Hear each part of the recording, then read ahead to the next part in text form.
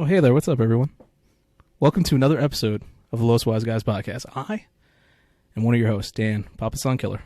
Who am I accompanied by? I'm accompanied by Eslam, Ra, God of the Sun, you know him. Also, Danny, a.k.a. Lord Disco. And what I want you to do is I want you to make sure that you like, subscribe, and turn on notifications below. And don't you dare forget to check out all our other amazing content. Thank you.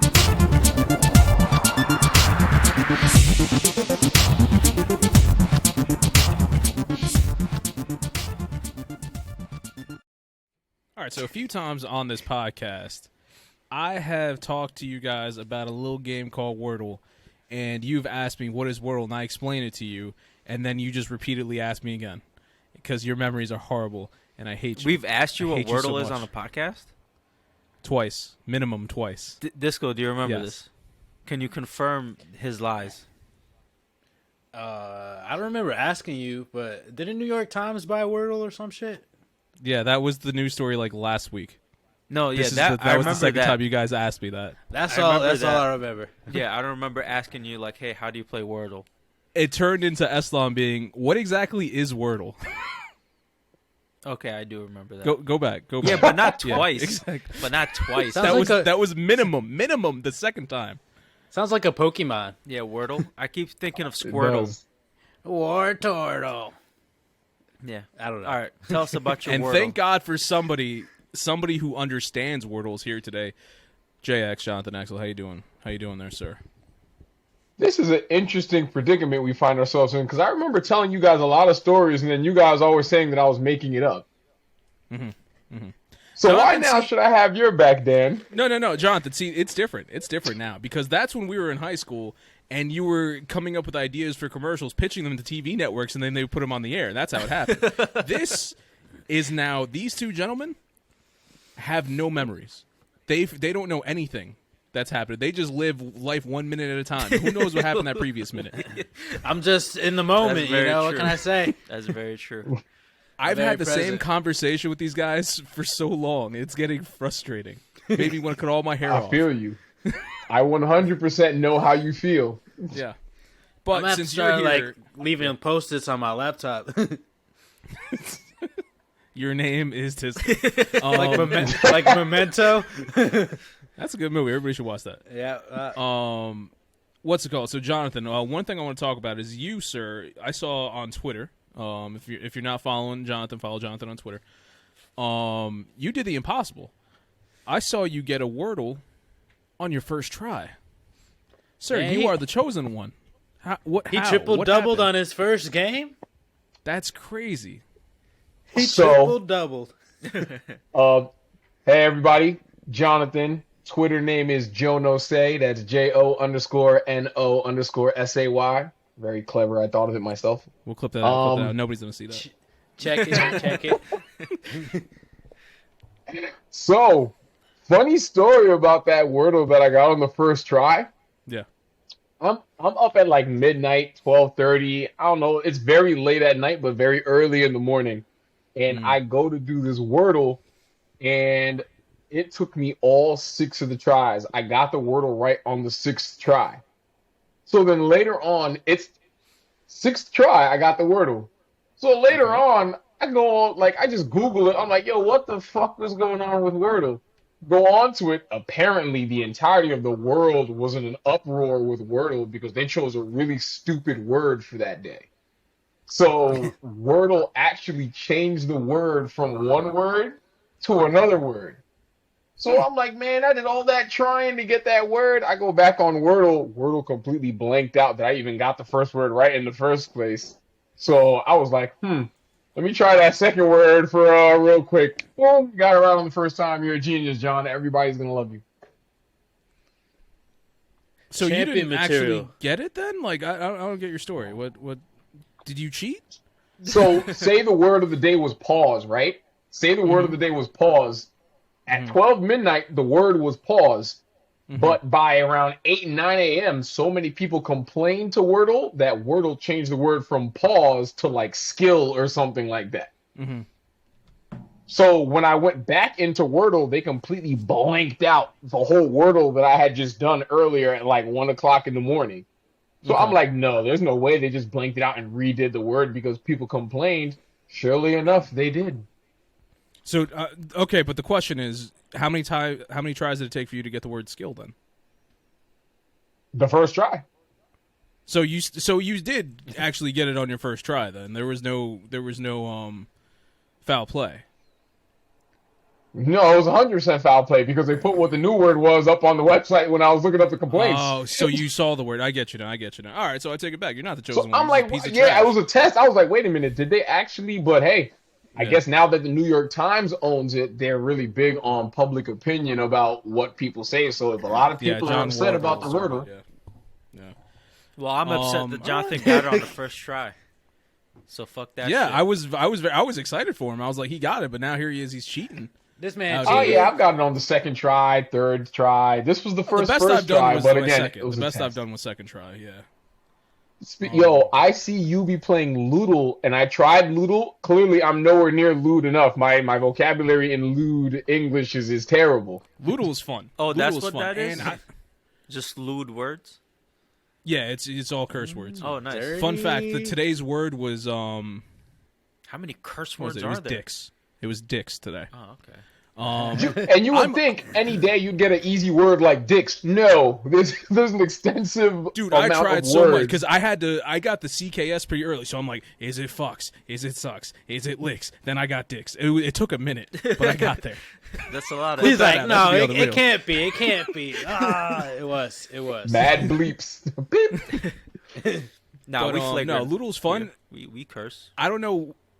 I don't know when the last time you played Loodle was, but they've added this new thing for the unsheltered. There's an unsheltered mode where it lets you guess non-lewd words. Before you had to guess a lewd word to get to it.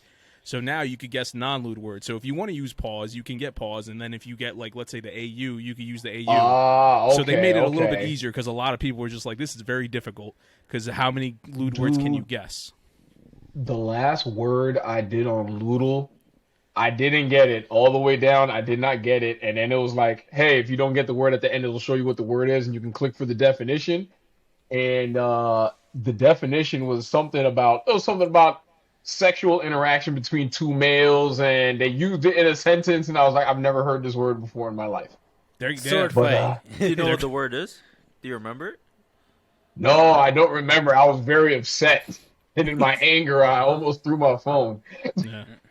I'm trying to get motorboat in that game. That's the thing. That's one thing I could say. I've never failed Wordle or Loodle. I always get it by the sixth try. So that I am proud of. I'm proud of. Damn. But yeah, Forced to be reckoned with. Yeah, I mean, I haven't gotten on my first try, and neither has Jonathan because he cheats. But one day, that's the dream. One day, I will get it. I will get the Wordle and the Loodle, and I will become the king. Damn, how Lou? You guys should get on this. You guys should get on this. I'll try it. Maybe. Do it. Do it right now. Do it right now. Guess today's Wordle. Go for it. Oh, too much pressure. I don't. You can't. Oh no, I'm not playing that shit. I could barely. There's play time. regular There's time. video games. 24 hours. Yeah. Also, you play at midnight. I don't like the midnight people. I'm one of those morning people. I want to wake up. I want it to be the first thing I do. I don't know where I'm at or what's going on in the world. I'm confused, and I'm still getting these words. If I'm super bored, I'll do it at midnight. But most of the time, like you said, it's better to wait till like the 7, 8s and stuff like that. Yeah. But Dan be having he be on his 5th try and he'll have like one letter right, and the next thing you know, his 6th try, perfect across the board. I'm like, ain't no way.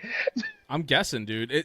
I don't try to. A lot of times, what I'm doing is I'm just trying to catch letters. So one thing you'll see is like I might have one letter correct, and then I don't get it correct for like the next 2 or 3 lines. That's because I already know it's there. I don't care. I'm gonna get it later. Fine, I get it later. But I'm just guessing. I was like, I know there's an A in there at this point. Whatever. I don't have to worry about that A right now. Let me see if I get an E or an R in there. You know what I'm saying? Whoa, easy with the ERs, bro. Don't want to get canceled Now- out here. Oh man! Now I know you guys don't be care careful. about Wordle and stuff, but Jonathan, I'm curious. What's one of your go-to guess words? One of your first two, like one of your first words that you like to start off with. First 2 words. First word is usually First pause. word. You like going with pause? First That's a good word one. is It has a pause lot of because you get vowels. a U, a A, a S, and an E. You get 3 vowels and a main consonant right there. I like that. I switch it up. Yeah. I throw out a lot of meats. I like doing meats because N is another one, and you got the E, the A, the S, and the T. Sometimes I change it up. Maybe I make it a meats. Maybe I make it a steam. You never know. Another word I like to do. Salami. Another word I like to do. Five. Yeah, it has to be 5 letters. 5 letters. Oh man, this game's too hard. Another word I like to go with is ado. You want to talk about vowels? Ado. Oh. That's Literally the way it goes. almost every vowel in there. Exactly. Ado is a good one if you want to go hard on vowels. Okay. But, yeah. Good strategy. Okay. Oh man, speaking of And strategy, go for it. What are you saying? no, You're gonna I was gonna transition be like, speaking of strategies, what you've been playing this week? Yeah, no, perfect transition. Eslam, you had nothing to play last week. I'm curious if you got anything to play this So week. I What did do you play a lot of Horizon Zero Dawn. I did the Revenge of the Nora mission, which was a pretty big mission. Also, is this played that game like 5 years ago? I don't know what the fuck you're talking about. so the Revenge of Nora is like the first main mission you get where after like you do the running, those people attack you, and then you find out later like a hunting party went after them, but then they got ambushed, and a lot of them got killed. So it's like you go help the war chief kill them. Also, this is in Colorado, right? I do not recall where it's taken. I'm pretty sure it's Colorado because it has like the Red Rocks formation. And then I think that metal ring that they were talking about was like the football stadium. So because in Forbidden West they showed a little bit of San Francisco. Yeah. Yeah, so I'm pretty sure this is Colorado. I don't think you're supposed to know till like the end of the game, but do you want me to tell you? I just looked it up. Yeah, is it Colorado? It's It Chicago. takes place in Colorado, Utah, and northern Arizona. Okay, so that part And a Northern small portion Arizona. of Montana. And parts of Montana. Okay. Parts of Montana. Okay, so the first Yeah. part I'm in right now is Colorado because that is the Red Rocks. Because I was there last year. Red Rocks? Yeah. That's a Dave Chappelle it's a- Chappelle show reference. It's a beautiful, beautiful area. You guys definitely should check it out if you ever are in Denver. But yeah, man, I did that mission. I overridden my first long neck. I overridden the first bunker. I did that shit. I did a bunch of other small missions. Like I'm just like rolling. I'm trying to get as much done as possible so I can get man. through this game, and it's a lot of fun. I got a new bow. I got a new slingshot. I got new armor. So yeah, man, I'm kicking ass in this game. Let's go. Good for you, man. Yeah, I'm very excited to play wanna- the sequel. Yeah, we should definitely. I want to try to do another Twitch. Oh yeah, absolutely. You want to twitch it up? Let me know. I'll be right there with you. Yeah. I cannot wait for the sequel though, and it does go live in the next 3 hours and 7 minutes. 3 hours, 6 minutes, and 59 seconds. It's going to be available. I already have it pre-downloaded and everything. Nice. So I'm ready. Damn, I'm ready to nice. jump in. Man, he's on top of that. Yeah, he's probably gonna play all night. So it's gonna be interesting to see. You should Twitch that. It's gonna be like South Park Who's where they who's have gonna the watch poop that pan. at that time? Come on. Everybody's gonna be playing. I got neighbors. I can't be loud. Yeah. I can't be loud. All right. But yeah. What you been playing, Dan? Me. So I've been playing a lot of Wordle, a lot of Loodle. Okay. I've also I went to town. I started and I ended Yakuza 6: The Song of Life. Okay. Last week I talked about playing Yakuza 5. And I told you guys I was really close. I only had an hour left. Lies. I had to play like another 6 hours of that shit. I thought Damn. it was near the end. I wasn't. I played Yakuza 5. It was cool. It was a good story, good ending. And then Yakuza 6, The Song of Life. I like that little clip you posted with the orange, and you're just beating the shit out of it. I was like, Michio. Beat the tar out Yeah, of that shit was funny as hell. it's like balls to the walls. Just gave no fuck. No fuck with the orange. Yo, man. he kicked the absolute shit out of some dude on the ground, bro. I was crying for like 2 hours. They're all like wasted. Yeah, man, that was fun. That was a good old Onomichio, the mascot of Onomichi, and That oh makes man, sense. he's an orange head with a shirt that says Ono. It's a sailor shirt because it's a sailing like a fishing town. He also has like a little like purse satchel thing that's a fish, and he has a bowl of ramen on his head. So, such a good game. Yakuza is so special. He's a wild boy. I don't know if you guys saw. I did put up another.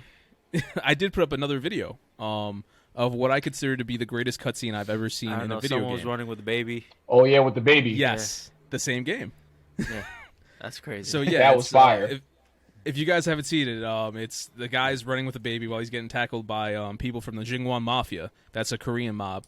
And while that's happening, he lateral passes a baby to another guy, who then trips this dude, keeps running, lateral passes the baby to another guy, an old man who sees he's about to get surrounded. Then he chucks the baby up into the air, and this other dude runs around the corner, and he dives, catches it, and then runs down some steps. Fun fact, shortly later, found out that somebody took the baby. It was all that work. After all that. All that work. But Someone such a good game, man. In there, you're dealing with the Chinese mob, two different Chinese mobs. You got all the different Japanese Yakuzas. You got the Jingwon Mafia from Korea. They didn't get a third one in it called the Triad? No, there's the Sawai Triad, and then you had the what was it, the Flower something or other. I forgot. It's the old one. I beat them back in Yakuza 2. They came back. But one hell of a game. At the end of the game, it actually had me in tears. I didn't think a Yakuza game was going to do that. They did good. They did good. It was good storytelling. Hit you in the emotions. He was like, "Not Ichiro." That hasn't happened to me yet with anything actually. So I'm just dead. You on got the no heart. I'm dead on the As a inside. robot, he said, "I have no feelings." Dude, a few years ago, I played my first Final Fantasy game, and I was like, "Oh, these games." It was Final Fantasy 15, so it's not like the whole, what's that called? The turn-based. It wasn't turn-based fighting. You actually have control of the person, like an RPG. So yeah. I played it. I get to the end. The ending of that game was freaking sad. I go to somebody. I'm like, "Yo, this had the worst ending ever." They're like, "Oh yeah, all the Final Fantasies end like that." And I'm like, "And y'all play multiple of these games?" 15 this of is them. depressing. I mean, Last of Us. Well, that's the funny thing. It's called Final Fantasy 15. That's actually like the 31st game in the series because you got like 10, 10-2.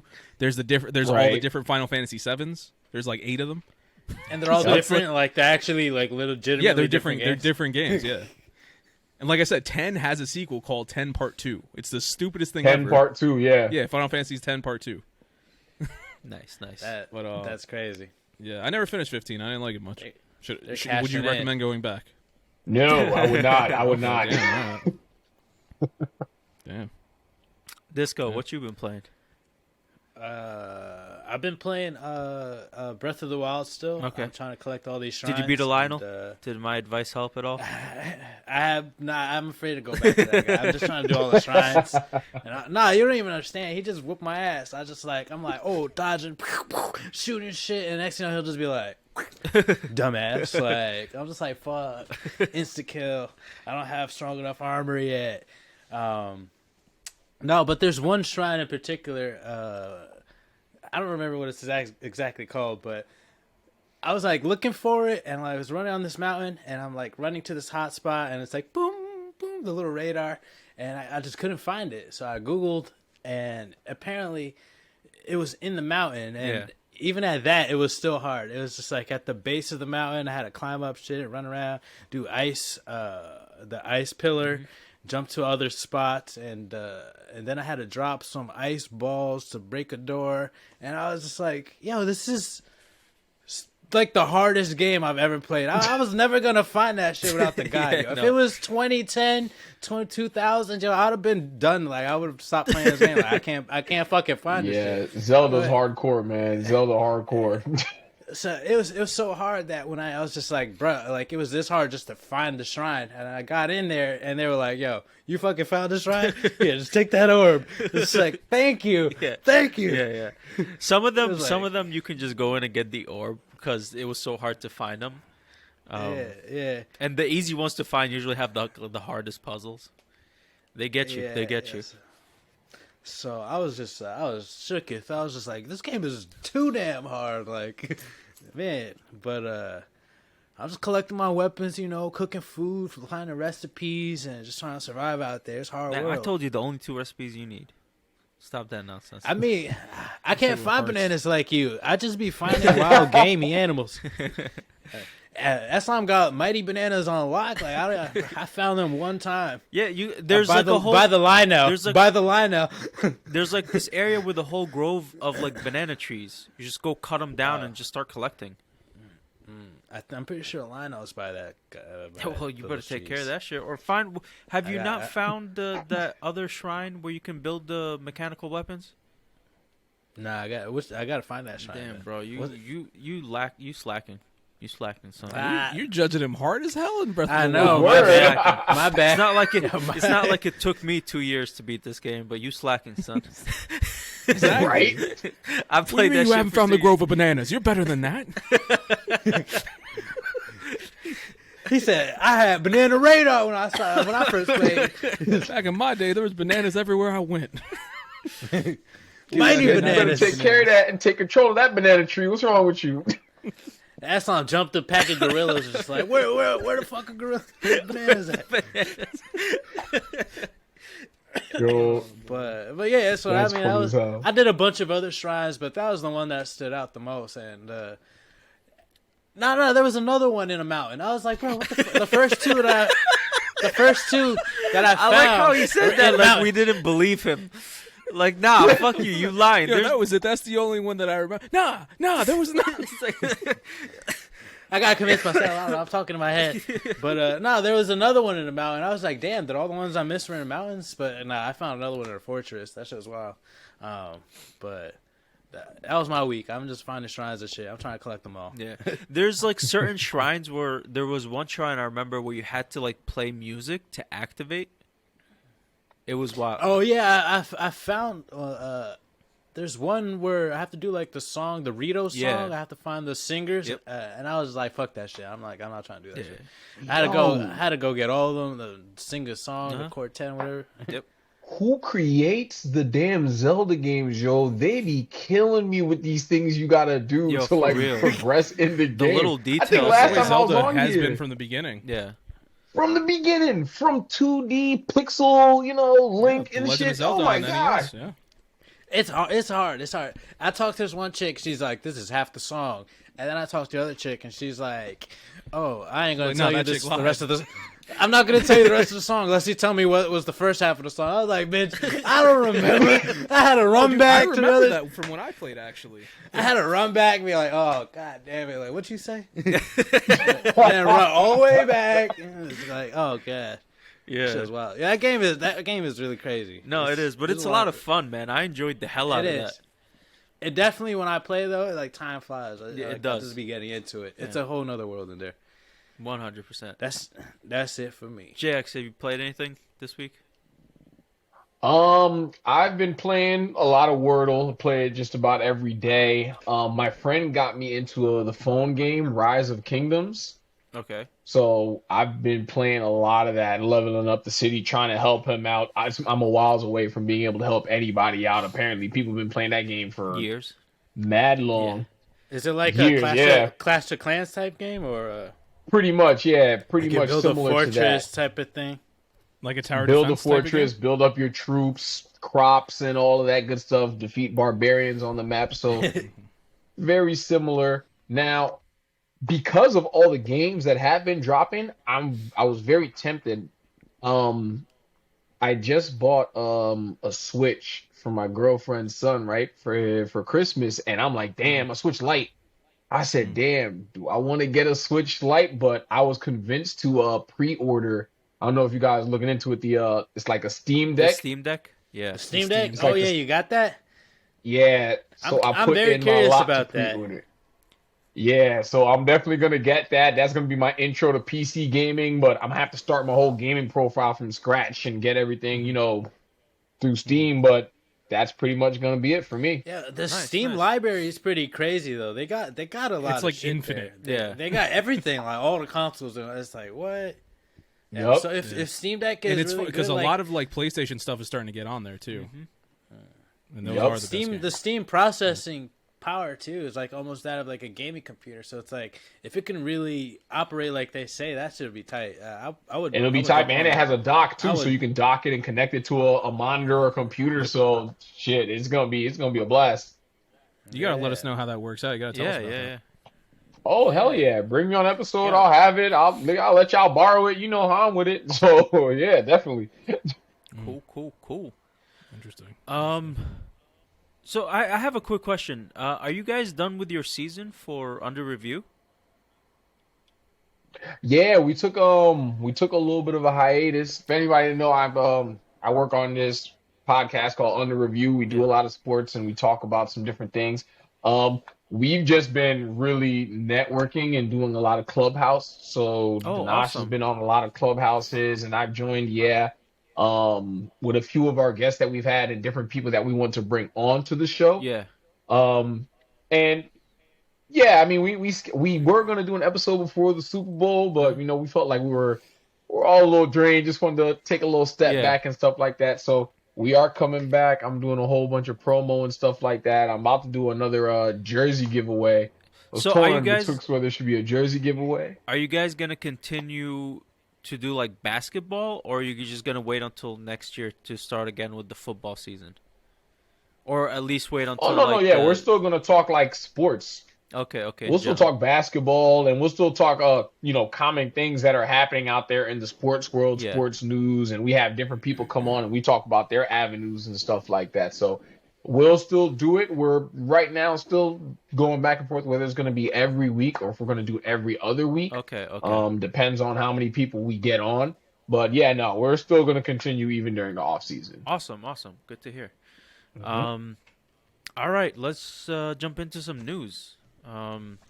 Do it. I'll go first. Battlestar Galactica reboot. Ooh. Yeah, I'm fucking Drop it like excited, it's bro. hot. So the reboot is gonna consist of a movie and a TV series that's gonna be in the same universe, which is super exciting. Can't wait. Love that show. Love the reboot. Love the first reboot of the show. Dan, you had seen some of the original, right? In the 60s, was it? I forgot. No, I feel like it was probably 70s. 70s? I saw some of it, but Some of it, yeah. I didn't stick with it. Yeah. I saw the one with like I forget he's a great actor. He was in Dexter. What was it, Edward James Yeah, Olmos? I'm trying to remember. Edward James Olmos. Okay. Yeah. So he was the admiral in that show, along with Starbuck, which was Katie Sackhoff. Phenomenal fucking show. It was so goddamn good. Disco can attest. He saw it, loved it as much as I did. That was one of the better like space dramas Yes. that I've ever watched. Like kind of set the bar and like almost opened up the map for like it shows like Expanse and shit like Yeah. that. Yes, definitely. Yeah. In other news, Blade Runner 2099 live action series from Ridley Scott in the works at Amazon. Amazon keeping going with the sci-fi stuff. Wonder Twins is getting an HBO Max movie, so we're gonna see the Wonder Twins live Do action. we know anything about that? Like who's making it? Yes. Like So directing Wonder it, rather? Twins, DC Transformative Young Heroes getting the movie treatment with Black Adam's. I don't know this last name. I don't know how to pronounce it. It's SZTYKIEL. Sitz. I'm just looking it up. I ignored everything you said. Sitskiel, writing and directing for HBO Max. A Quiet Place 3 has been announced, which is Ooh. cool. Quiet Place 1 and 2 were amazing. Can't Yeah, wait I to see like what they that. do with number 3. Peacemaker has been officially renewed for a second season. We will be talking about the finale later on in this episode, so stay tuned. Seth Rogen's Ninja Turtle movie coming in 2023. We haven't had a Ninja Turtle movie in a while. The last ones were decent. They were like okay movies. I had an issue with them because they were so huge. Just like how the fuck were they moving through the I sewers? still remember your argument, and I still remember. I think you and Rudy, I want to say, arguing about it, and I remember thinking this is the dumbest argument I've ever heard in my life. Maybe, but I'm right. Stranger Things ending with season 5, and season 4 will get a split season, being part 1 and part 2 each. I think with like 9 episodes. So however many episodes we got for the last seasons, we're gonna pretty much get two of them in like 2 sets of those episodes in season 4. So Volume 1 will premiere May 27th, and Volume 2 will premiere July 1st, which is awesome. J.J. Abrams is producing a new Star Trek movie directed by WandaVision's Matt Shakm? S-H-A-K-M. I don't even know how to, like... Shock 'em. Shockum? I guess Shockum. Or maybe the M silent. Maybe it's shake. Shock, yeah, I guess. Shake. The film has confirmed the return of Christopher Pine, Zachary Quinto, Zoe Saldana, Carl Urban, John Cho, and Simon Pegg. So pretty much the whole main cast is coming back.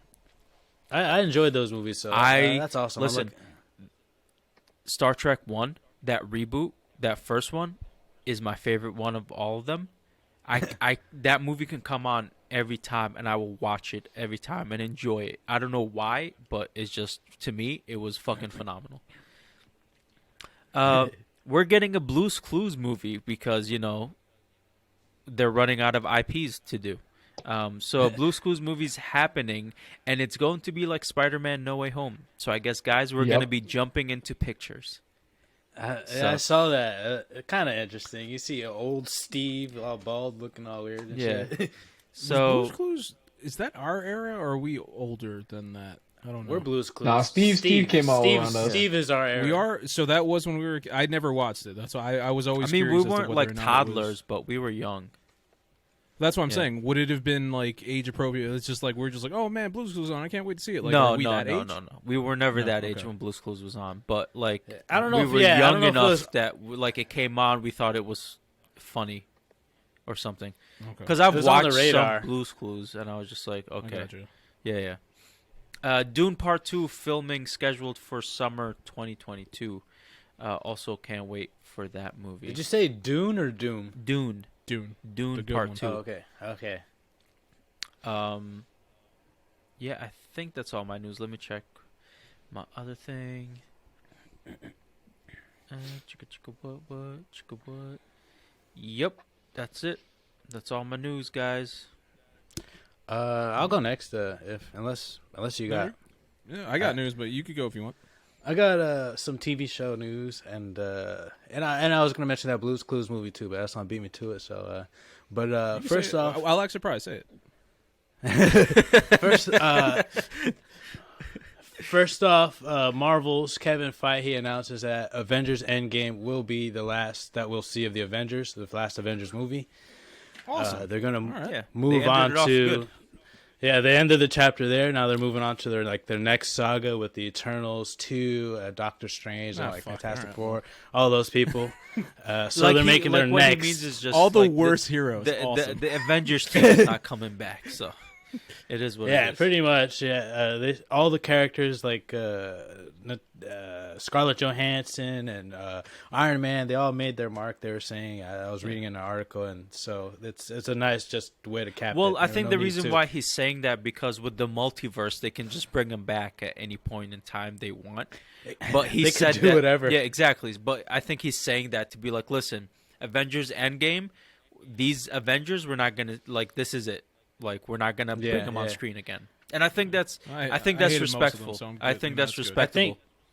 I think it's good. It's like an end of an era, you know. Yeah. It's like let's see new heroes, new people on the screen because it gets old seeing the same people every movie. Like, oh, okay, like it's Iron Man again. Like, I don't know. Maybe it's just me. Yeah, it's But good. I was bored of them instantly. Yeah. so it's cool to see them take that and not try to milk that shit like every other cash crop, you know, idea. Cap it off. It is what it is. Boom. Let's move on to the next thing.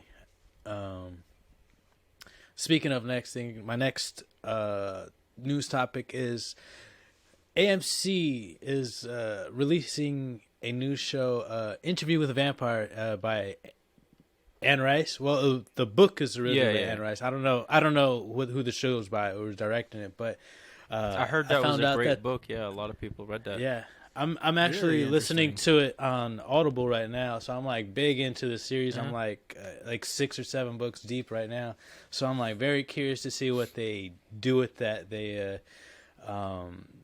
it's AMC's picking it up, and I don't know how I feel about that because AMC, they do have Walking Dead and some good shows, but they also had the show called Firebite that came out recently, some Australian show about vampires, and it is the wackest show I've ever seen. One of the quotes is like, "The only way to kill a vampire is a boomerang through the heart." Like, that line alone is just Honestly, fucking just dumb as hell. Honestly, that was a great Australian accent. I love that. Yeah. That was really good, bro.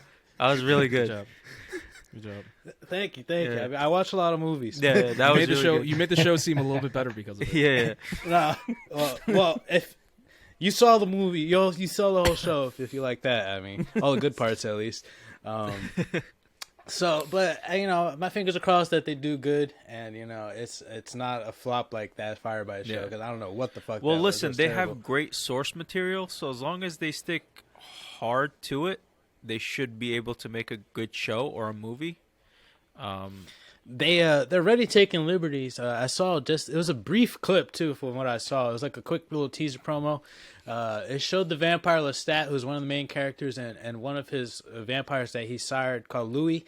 Louis is from New Orleans, and to my knowledge, he was white, but they turned him black. So I mean, certain little things like that. I'm curious to see what else they change, and maybe they change like plot stuff, or maybe try to make it more progressive, because the books came out like 20 years ago. Yeah, but 30 years ago. Yeah, it's old now.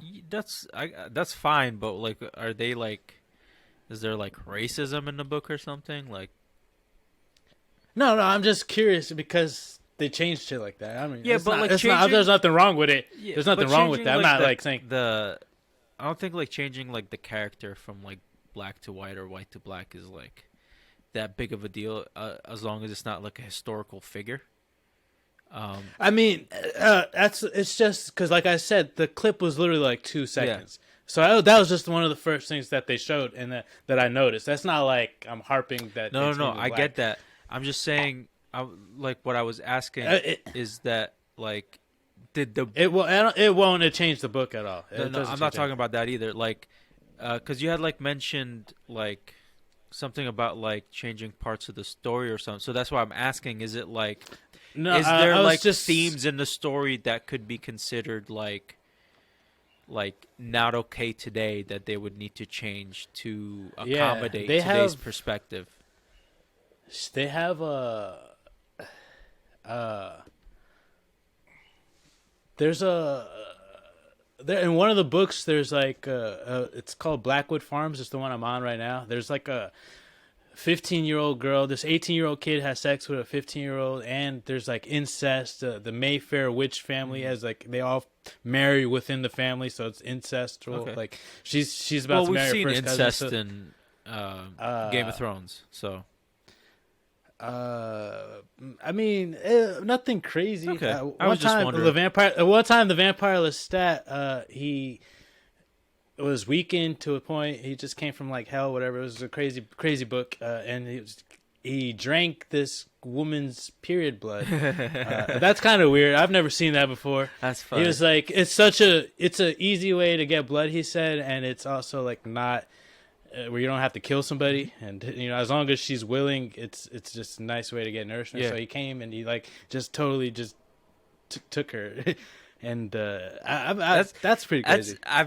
Honestly, that's creative. Because I'm like, it's just like an easy way to get blood without killing somebody. It's just like, hey, they bleed once a month, yeah. so it's just like, He And that he guy had doesn't just have came to take back a boomerang from to the heart. Now. exactly. he just came back from hell, and like one of the like spirit demons took his eyeball out, and fucking it was crazy. He just like he started flying back to Earth. That was a crazy book. I recommend Memnoch the Devil by Anne Rice. If Nice. you guys check that book out, man, so good, Very so cool. good. Very cool. But Interview with a Vampire, I don't know when it comes out. It's supposed to have 8 episodes, and I'm just really curious to see what liberties they take. And I'm gonna enjoy it anyway because I like seeing stuff that I like adapted to the screen, even if it does suck. At least they tried. Yeah. Next up, Atlanta is coming back Nice. on March 24th. Damn right. Bro, I was waiting so long for that show. I was like, yo, this season is so good, so many good parts, and Childish Gambino, such a good actor. Daniel Glover, Donald Glover, That's cool. We got it. D Glover. Yeah. I just love that show, man. Can't wait to If see you haven't Paperboy. seen that first season, watch it, man. Watch it, yo. My favorite scene is when he's in the prison and he's like, "I ain't Oh my gay." God, yeah, yeah, so funny, so funny. That's check it such out. a good show. Yeah. And my last story is, of course, we got to mention it, the Super Bowl. The Rams won 23-20. Yep. That was an interesting game. I didn't watch it. I mean, I don't Some know. of those I don't calls give a were damn about that game.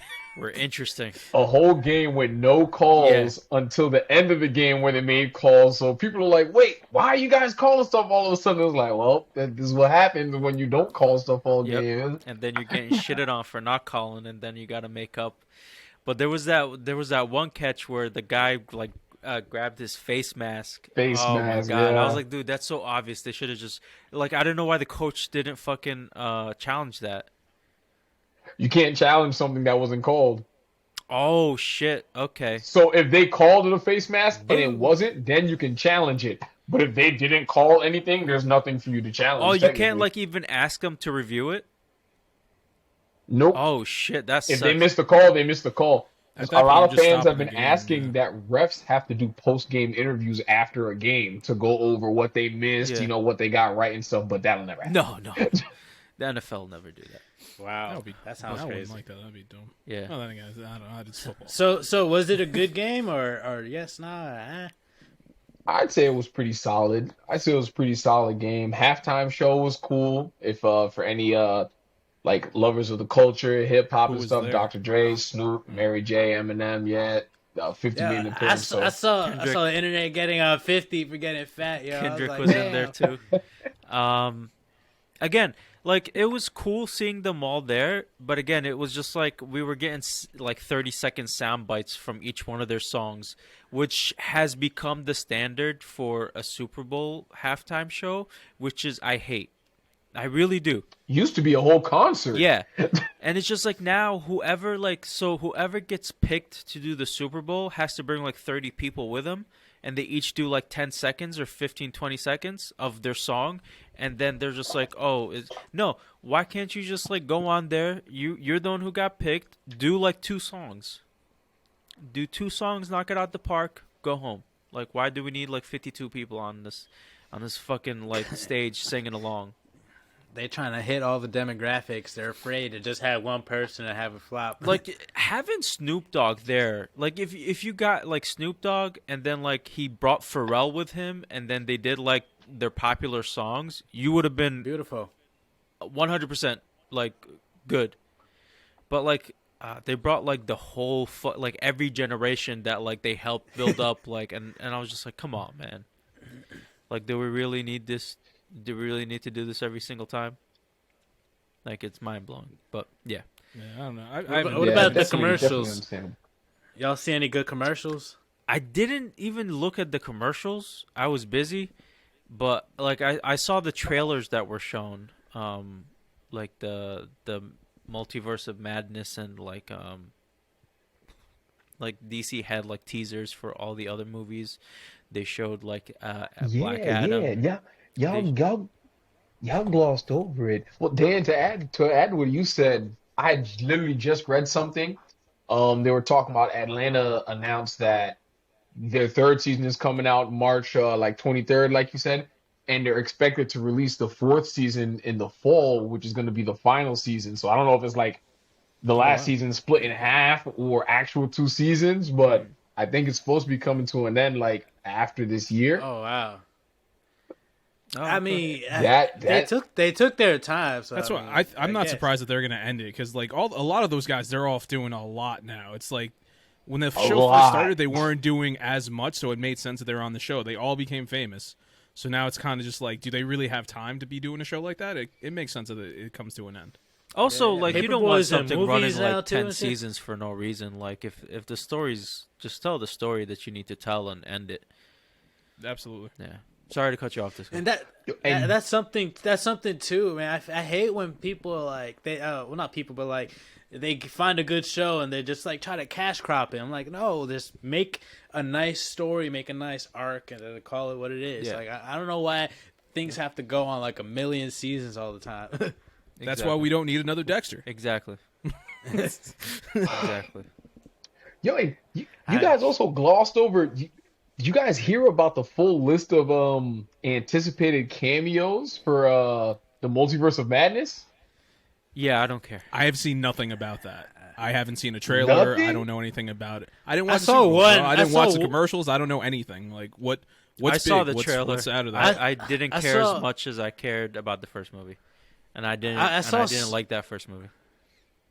I saw something that said Danny DeVito was gonna be Wolverine in the Multiverse of Madness.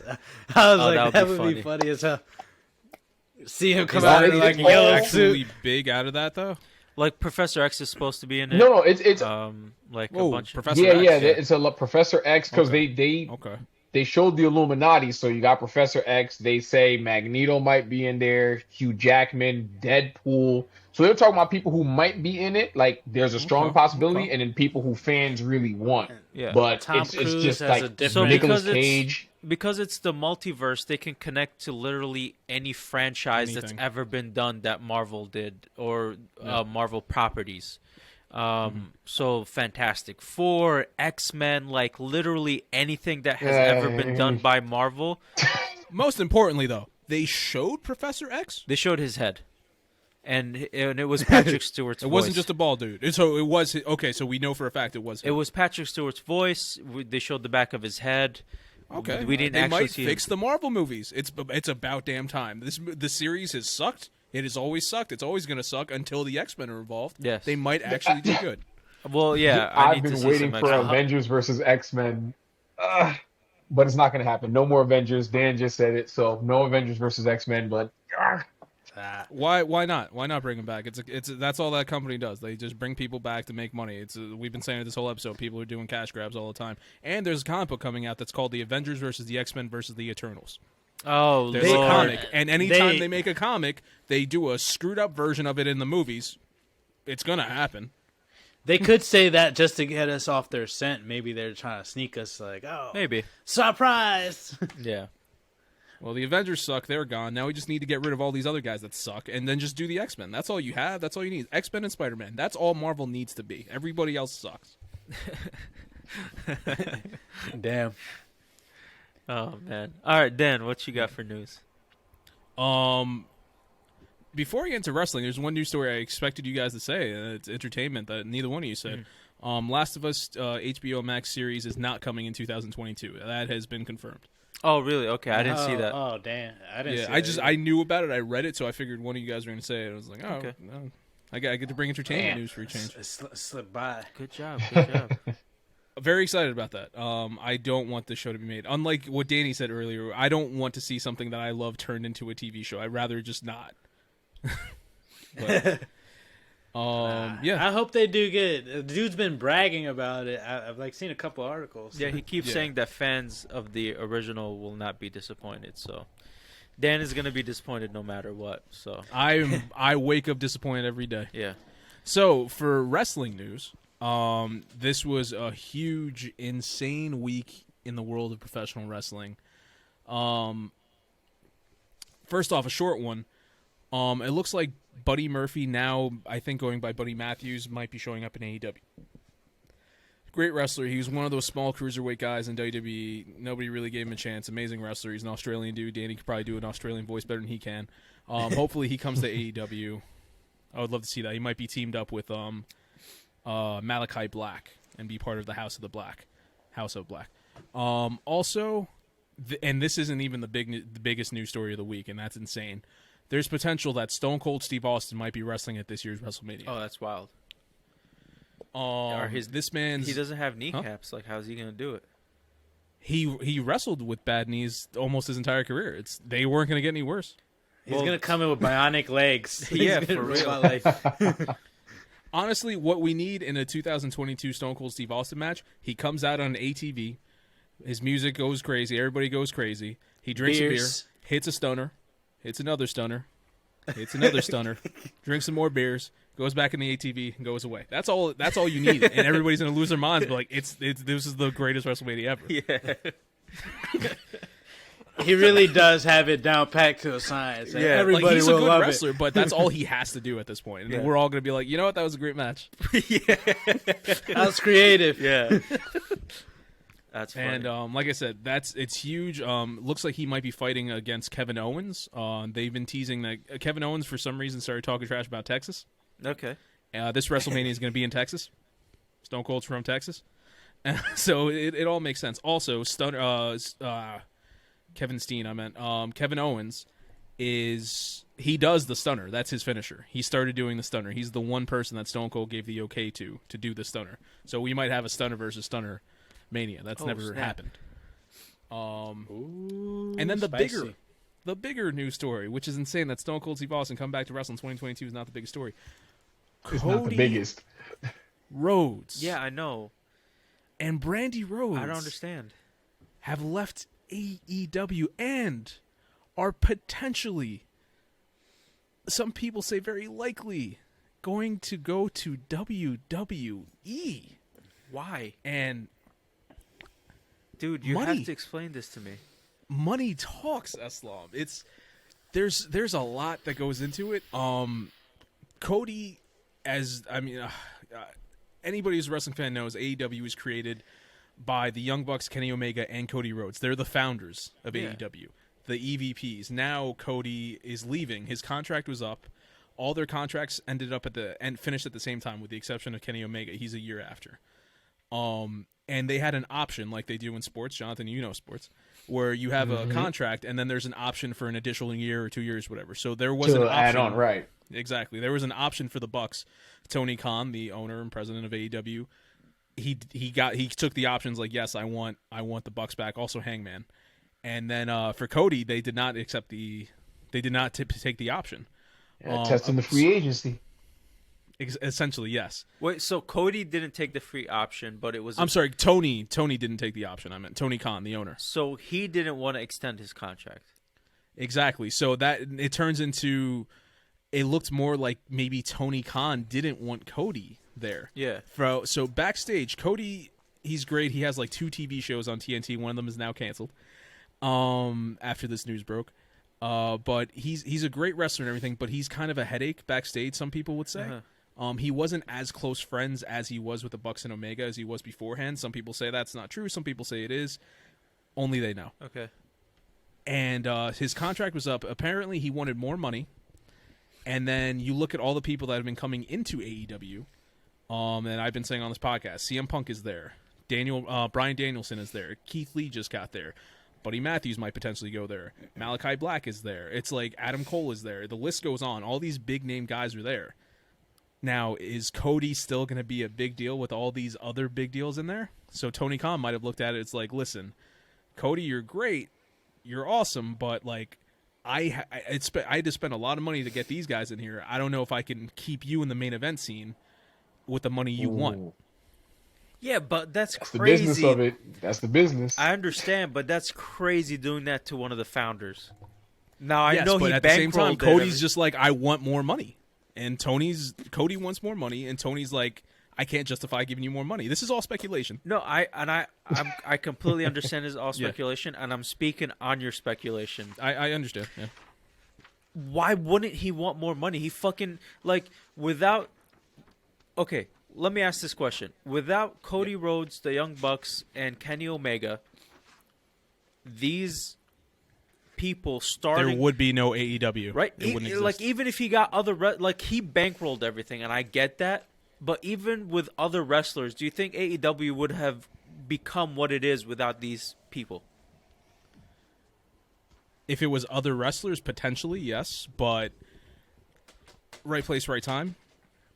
You know what I'm saying? I mean, I guess you answered my question, because I'm just like, if the answer was no, then I'm just like, damn right he asks for the money that he wants to ask for, and he should get it, right? Because he got you this, he got you something that's competing with WWE. That they won, like that Wednesday Night Wars, I think. The Wednesday Night Wars, they beat WWE. Exactly. And that's Yeah. because of them, their writing, their whatever. I'm sure there's other Just writers everything, on there. Overall, yeah. But like, obviously, he's gonna want more fucking money. He worked his ass off with these other like founders to do this. Why wouldn't who wouldn't ask for more money? You're And it absolutely was right. just like it's mind boggling that like this is the shit that happens. And again, it happens with football because he's a football Yeah. guy, right? When you have like the perfect team. And then they just like fucking butcher it during the off season. Be like, oh, I think we can make it better by doing this. Be like, no, they won the Super Bowl for a reason. Like, leave them be. But you know what? That's the thing you got to consider sometimes. So when you have the perfect team, and the problem that a lot of franchises have, because it's you're both technically right. Yeah. There's some times where it's like we should keep the band together because we can still win. But then there's other times where we kept the band together too long and we missed out on prime talent that was coming in because we were so caught up on the olden days. So now, am I going to find talent like these guys that I'm signing to big money coming up if I keep paying you what I'm paying you? So they usually go to the older guys first and ask them to take a pay cut because you had been making big money for so long. Yeah. But again, if he feels he's worth that big money, all the more reason for him to walk in. I don't know. Absolutely. Again, this is all speculative. This is all, So if that is the case, hopefully there's no love lost between them. He's like, I still think I'm this big dollar ticket guy. It seems like everybody's cool with everybody. And stuff. So, Yeah. So That makes sense. it's not like hey, get the hell out of here. You're not getting more money. It wasn't like that. It's everything seems cool. One thing that did happen. So in terms of AEW storyline, so Cody has been turning into. Remember how I used to feel about John Cena, guys? Yeah. It's well documented. Yeah. So Cody was becoming that in the eyes of the AEW fans, where he's just like, okay, like he's the clear-cut good guy, babyface, okay, but maybe you should be a heel. And then he comes out, I'm never going to be a heel. And they're like, okay, so what if people just start booing you? Are you going to be a heel then? And then he doubles down. I'm not going to be a heel. I'm going to be even more of a good guy. And everyone's like, well, now you're such a good guy, we hate you. Yeah. So we're going to boo you even more. Yeah. And supposedly behind the scenes, Tony Khan was just like, hey, I think I should turn you heel. And Cody apparently was like, yeah, but I have this newborn daughter. I don't want her growing up seeing people booing me. Also, I'm like one of the heads of all your charity work. I feel like a bad guy shouldn't be the head of your charity work. Also, I have these other 2 TV shows on the same network. Yeah. Should I be a bad guy and be booed? And there's yes and no. Like, one, it's all storylines. We know it's not real. Yeah. But at the same time, there are people who aren't aware of that. There are TV executives who are like, I see this guy getting booed every week. Why would I put him on the face of another network? They don't understand, Yeah. So it's like, I get where they're coming from. So Tony Khan supposedly there was a statement, I forgot who said it or who reported it, but Tony Khan said the words, I'm okay keeping Cody as a babyface for now. And for now, this might be it, where he's just like, listen, I can't turn you heel. It's not working. You want to keep doing the same thing. Fans are booing you, and you're putting out these crazy matches. This man literally lit himself on fire in the middle of a match. Like, he was literally on fire in the middle of a match. Damn. And he's Wrestling giving it is all. crazy. Yeah. Oh, dude, Cody is insane. Did he at least get the W? Like, Yeah, he was on fire while he was pinning the other guy. it's the only way to win. Yeah. Yeah, ain't no way you pinning me for a 3 count if you on fire. I guarantee you. So like, he does the crazy stuff. He for the longest time he was the face of the company. But the thing is, over time, Tony Khan became the face of the company because it's his company. Yeah. But I don't know, man. And if Cody goes to WWE, rumor has it they're going to put him in the main event, as he rightfully should be. But WWE is run by Vince McMahon. And how often have I told you guys about Vince McMahon firing people, and getting rid of people, and people who should be in the spotlight are never in the spotlight? Yep. So Cody going there, everyone's just like, we hope he does well. He deserves it. Yeah. But is he going to actually get the treatment he deserves in WWE? Probably not. We don't know. One of the biggest issues he had was with Triple H, and Triple H ain't there right now. Oh. So maybe, but I mean, all the best luck in the world to Cody and Brandy and AEW without him. But I don't know, man. This is wild. Like, when I was reading this, I was losing my shit.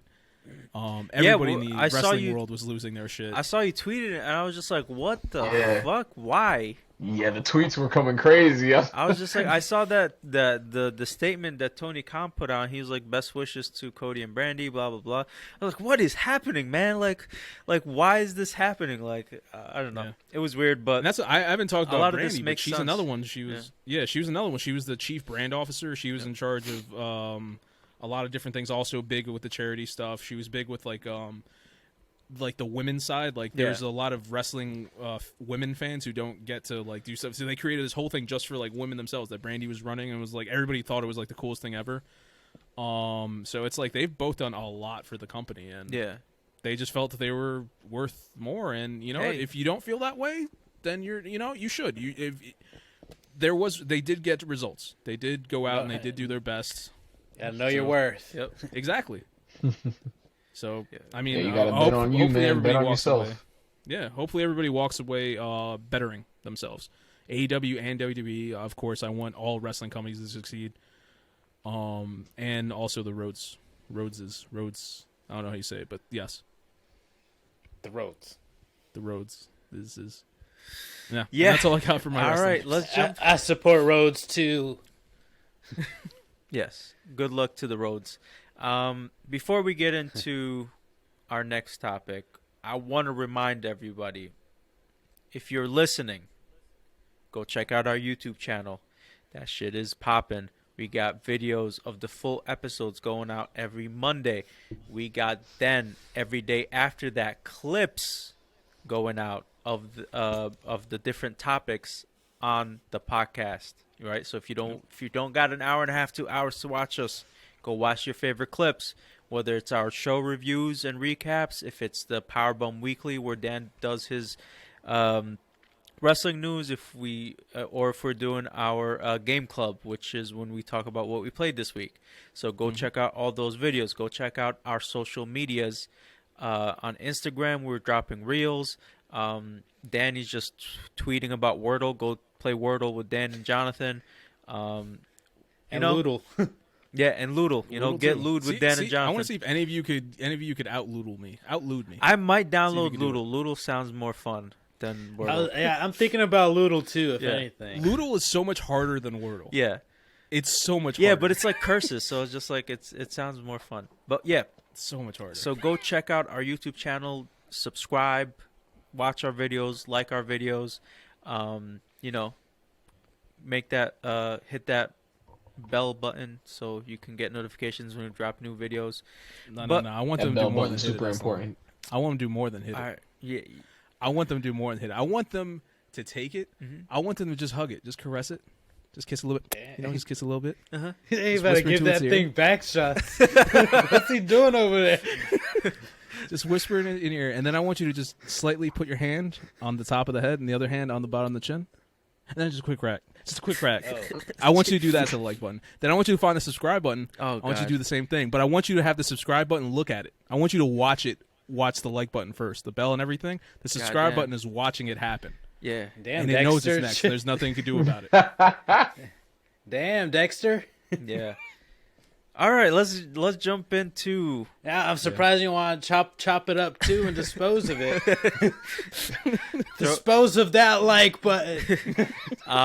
So a new show came out, a remake of a classic sitcom that I personally grew up on and was honestly one of my favorite sitcoms to watch. And that is, the new show is called Bel-Air, right? A remake of the Fresh Prince of Bel-Air. Will Smith, executive producer. And this show is a whole 100... It's a whole new show, 180 degrees, just like opposite of the Fresh Prince. 100% drama. And like, so initial thoughts on it is that I came in, knew that it was going to be like a drama. I just didn't know what level of drama I was getting into. And this is like high level of drama. Very little comedic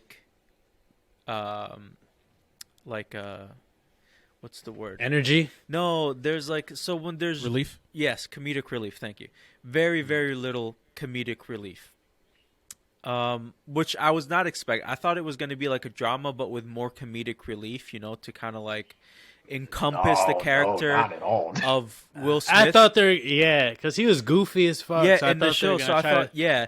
But like jumping into that first episode, I was like, what the fuck? Like it was just like, it was a complete like 180. And like after 3 episodes, I'm still on the fence of how much I like it. I think I need to see more, but it's definitely piqued my interest. All right, so that's like my initial like thoughts on it. How many episodes do y'all give something to decide? Usually, I'll give something about 4 or 5 episodes. That by that 5th episode, if I'm forcing myself on that 5th episode, I'm usually it's gonna die. I'm right starting then and to there. do that now. I used to give things. It's just because I had more time back then, so I was just like, fuck it, I'll just watch it. But now that I don't have a lot of time, it's just like, if it, like you said, if it 100% doesn't pique my interest at some point, then I just cut it. But so far, this has piqued my interest. But I don't know if I like it enough to like want to continue like throughout to the end of the season, or to like maybe watch a second season. But as of right now, I'm like, all right, I'll keep watching. I try to give shows about a season because, you know, sometimes shows take like a little bit to grind up, to build up characters and setting. But if it's whack, you know, 3 episodes, 2-3 episodes. Yeah. But I try to give it a season. And I'm in the same boat with you, Eslam. I kind of am on the fence. There's some things I like about it, but there's also some like some things I don't like, I guess. You know, Honestly, I feel the things that I didn't like about the show was the stuff that they tried to bring in from the Fresh Prince and reference in this show. It just didn't mesh because it's Right. completely different, and it just didn't fit well. And it's just like, you shouldn't have done that. But you fucked up now. yeah. So, But they still want to tie it and make it. and I understand that. Still but I Bel-Air, think I yeah. feel like I don't feel think like they're they did that succeeding. all in the. I feel like they did that all in the first episode. I was like, it's like, damn. I feel like they referenced 3 episodes in this. Like, Yeah. man, it's like the father thing, and then, oh man, I was like, damn. I feel like it's too much. Too much happened. But I guess I don't know. I'm on the boat. I like I said, I think I'm gonna give it a couple more episodes. But if it's whack, and I could very well see myself jumping off. Yeah. Jonathan, what did you think of the show so far? Like, initial thoughts? You know what? If you like drama, it's definitely an interesting concept. So I said it the same thing with No Way Home and all that stuff. This is gonna play a big part into nostalgia. So when people watch it, nostalgia is gonna play a big part in you watching the show and giving it time. And it is an interesting, because think about it, a lot of the things that happen that people laugh off in a comedy, in the real world wouldn't just so easily be laughed off. It could be, you know, something bigger. So it's interesting enough that I'm going to continue it for a while. I was reading up something on it. They said the perfect way they can describe it to someone is Bel-Air's Will is more Jason Bourne, while Fresh Prince, you know, Will was more like Sean Connery, James Bond. Okay. So they're like, yeah, those are the 2 different. I was like, oh, okay, that's a pretty fair comparison. Yeah. But no, if you're into drama, I think as a new show, someone coming into it as a new show, I think they would be pleased with it. Just a new drama. I think like the new generation could come into this and not know anything about the Fresh Prince of Bel-Air and completely love this show. Good question. So you have a new generation person that's never seen Fresh Prince of Bel-Air. Would you tell them watch Fresh Prince of Bel-Air first, or would you tell them to watch Bel-Air and then watch Fresh Prince? I would tell them to watch Fresh Prince first, because of the love I have for that show. Now, don't get me wrong, Fresh Prince of Bel-Air had some really serious moments. Yeah. And I feel Why don't he love me? Why don't he love me, man? Yeah. Dude, that Why don't he love me when Carlton got shot when they was robbing them, and then Carlton Will got shot in the hospital and he got a gun? Yep. Oh, Will got shot. You're right. Yeah. Yeah, Will got shot, and then Carlton went and got a gun. Yep. That when Carlton was doing drugs, when he was doing the speed. Yeah. Oh yeah, I'm waiting for these episodes in Bel-Air. I'm waiting for these. Dude, he's already fucking doing cocaine. He's already. I mean, spoiler. Yeah. The way they did it is Yeah, sorry. But yeah, we'll get into the details. Sorry, Dan. How are you liking this show so far? Opposite of everything you guys are saying. First off, if the show doesn't get me in the first 10 to 20 minutes, I'm out. Okay. You guys talking episodes and seasons? You guys are insane. 10 to 20 minutes. You can't get Back me. in I'm my not wasting day. my time. Yeah. You're a cold bastard. You're a Generation cold is so bastard. impatient. I just don't think 10 or 20 minutes is enough to grab something. If I'm watching something for 20 minutes and I'm bored for a full 20 minutes, that's almost a full episode of Seinfeld. You got none of my business. I'm done. You know what I'm saying? Okay. Also, Man, that's a damn shame. Especially because you like dramas. Dramas take time to build. I didn't say that I didn't like this show. I said I don't like 10 to 20 minutes. Okay. This show, as of right now, I like better than The Fresh Prince of Bel-Air. And I know that's controversial. I know everybody's going to disagree with me. Here's the thing. You've already said before Fresh Prince of Bel-Air it wasn't like your favorite It's sitcom. good. It's Yeah, good. If you've it's in always said the that. best I'll put it is top 50 sitcoms. Top 50. That's as high as it's going to go. Yeah. I couldn't even fathom top 25. I doubt it would make it. Can you name 50 sitcoms? He I probably name could. 100 I imagine he sitcoms, could. bro. Dude, I'm don't, a sitcom don't challenge guy. him. Don't challenge him. I haven't seen What's as it many called? sitcoms as you, but from the ones that I've seen, Fresh Yeah. Prince is like at least top 10, right? Okay. Yeah. But that's Of course, I'm talking about my own personal exactly. opinion. for So everybody yeah. listening, So I already knew you coming into this didn't like Fresh Prince of Bel-Air as much as No, I like we don't- did. I do No, like it. as Yeah, much I do as like we it a did. lot. Ooh. Yeah. As much as we did. So We gonna do I- a sitcom Mount Rushmore? have we done that before? No, right? We've never done that. I don't Oh. think we have, All right, actually. well, that there would you be go. That's a nice. great idea. Or at least a Yeah, wheel right. of sitcoms. Like keep going around saying sitcoms until one of us messes up, and then we gotta kick him off the podcast. It's my That actually podcast sounds at that point. I win. Yeah, I'm gonna run out after like 10 if I can get to 10. But I'm But sorry. no, Go ahead. Yeah. So I'm as of right now, I'm liking it more than the original show. I did not expect any comedy in it at all. The comedy that I have seen is surprising. I expected less. Okay. I did enjoy the callbacks, believe it or not. I don't know if it's spoilers, but the part with the jacket, I saw that, I was like, oh, the jacket. Yeah. You know, it's like there are moments like that. I was like, okay, that's a cool throwback. Yeah. But overall, I'm liking the show very much. I'm enjoying it. This is something I'm definitely gonna watch the whole season of. Okay. And overall, I think it's pretty good. That's really it. All right. So for me, I feel like they took all the serious moments in the Fresh Prince of Bel-Air and did it in like the first 3 episodes, right? You have Carlton's addiction, the whole thing with Will coming out here, the father, Uncle The drugs. Uncle Phil being his like surrogate father is already starting to happen, like literally in the first 3 episodes. And just, but like the interesting thing is just like the beef between Will and Carlton.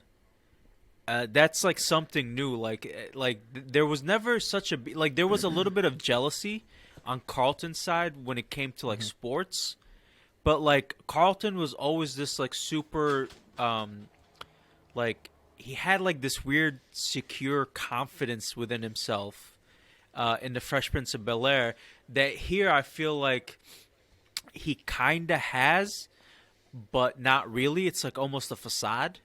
And I feel like Will is going to, like, he's already breaking it down, like, with, like, him becoming the new basketball star, took his ex already.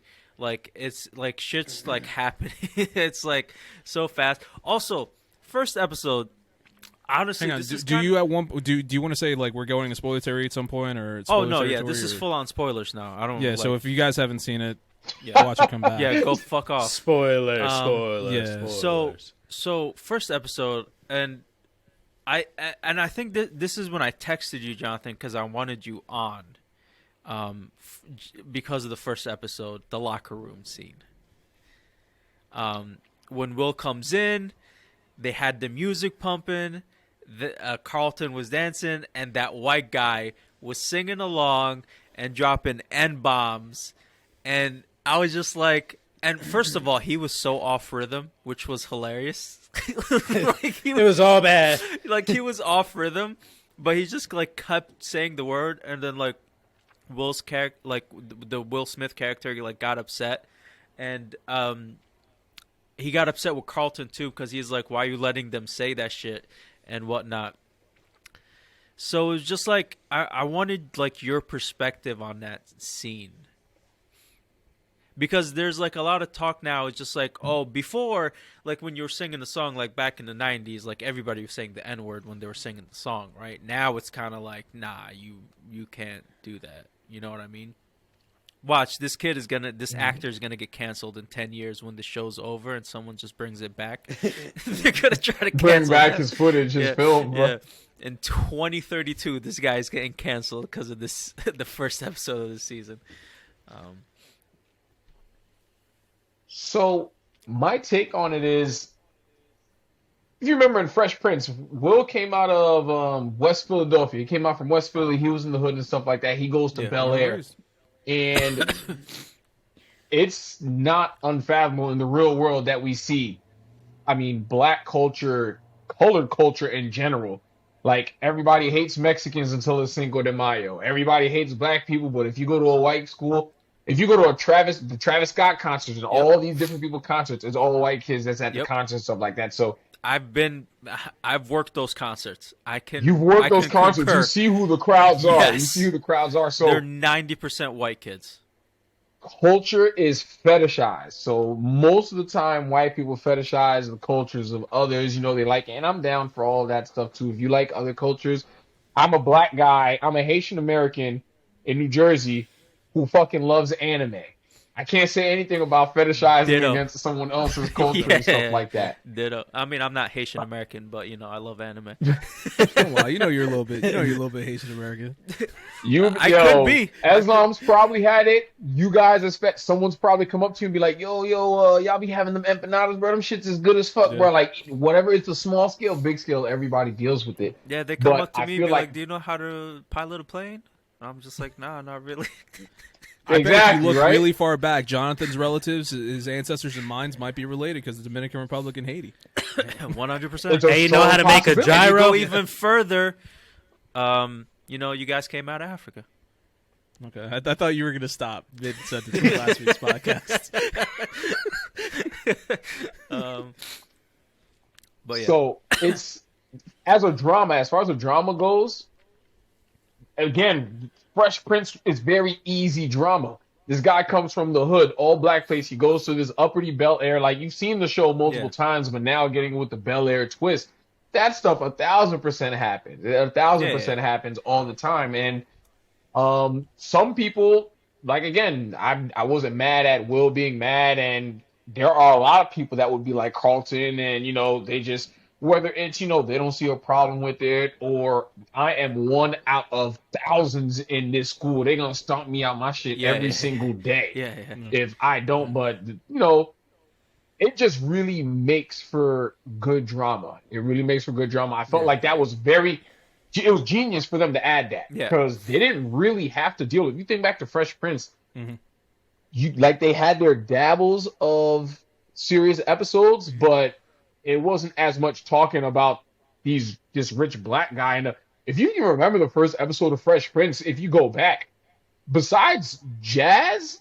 and the family, there was nobody else black. When you went to the school, there was nobody else black besides them. Yeah. So to not have dealt with any real racism like that until like the episode where I think the only racism that Fresh Prince really dealt with was when black people were calling Carlton out on not being black enough or something. There's also like that episode where they were driving their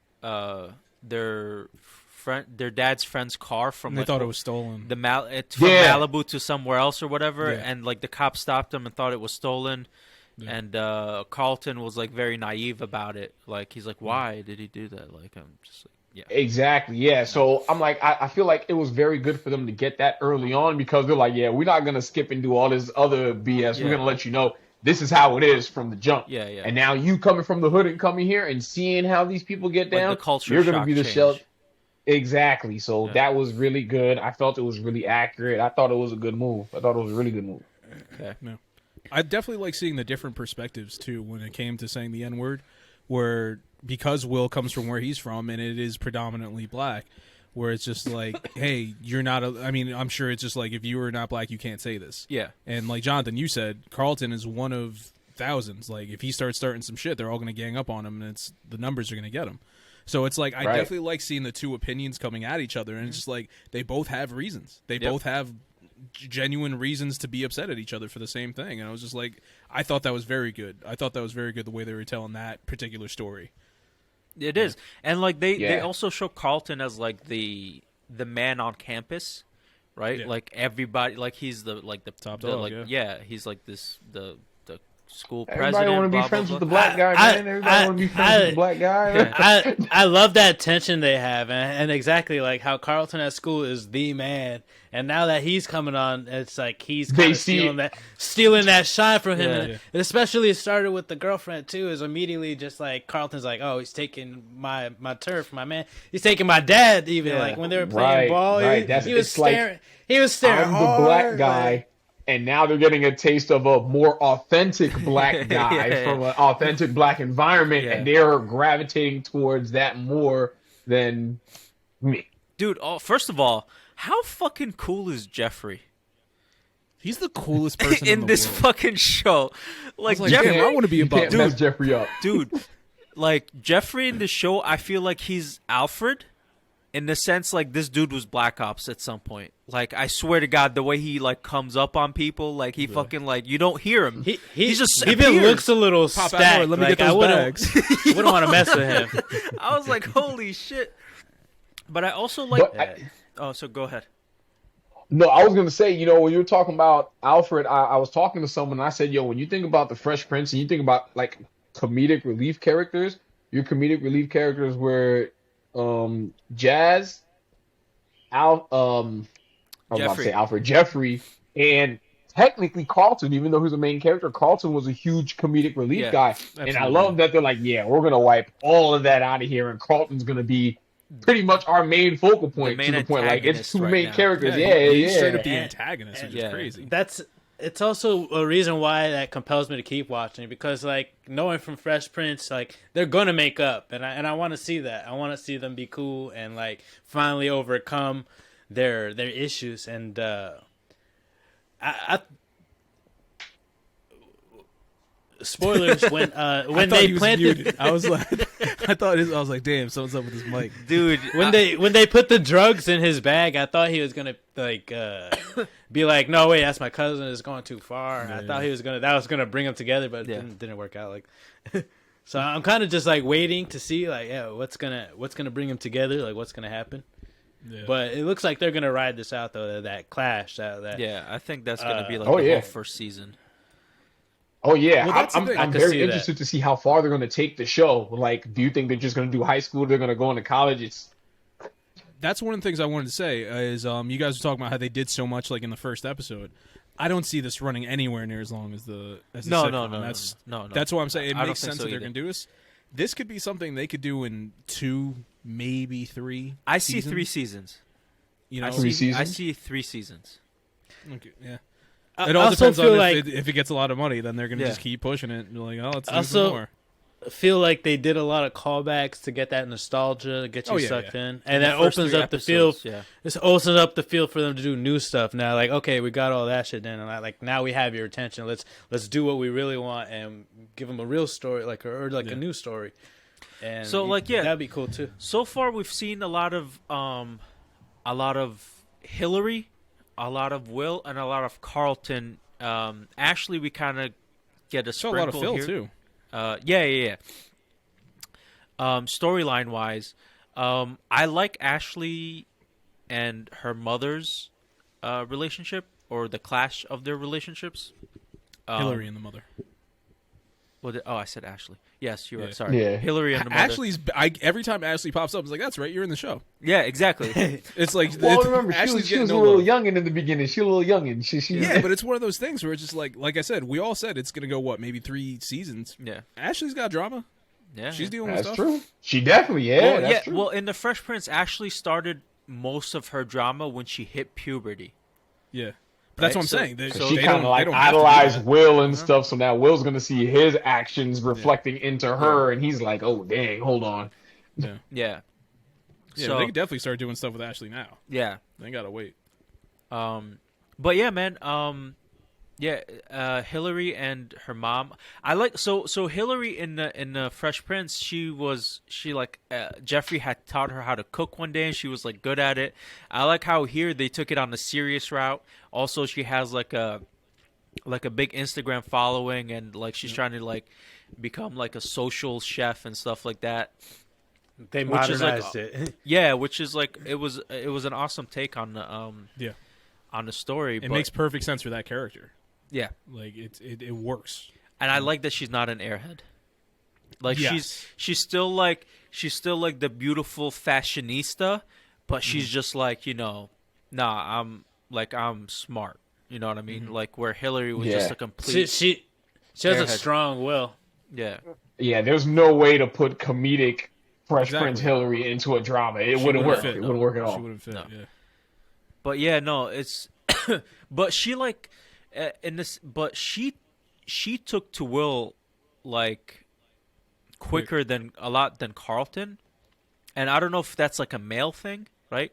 Like he's the big dog on campus, and not just the campus, right? Let's say at home, but like he had as soon as Will showed up, he had like a conflict with him where Hillary was like, "Hey, cuz, like hug, this," and then like as soon as he met Carlton's like, "Why are you here?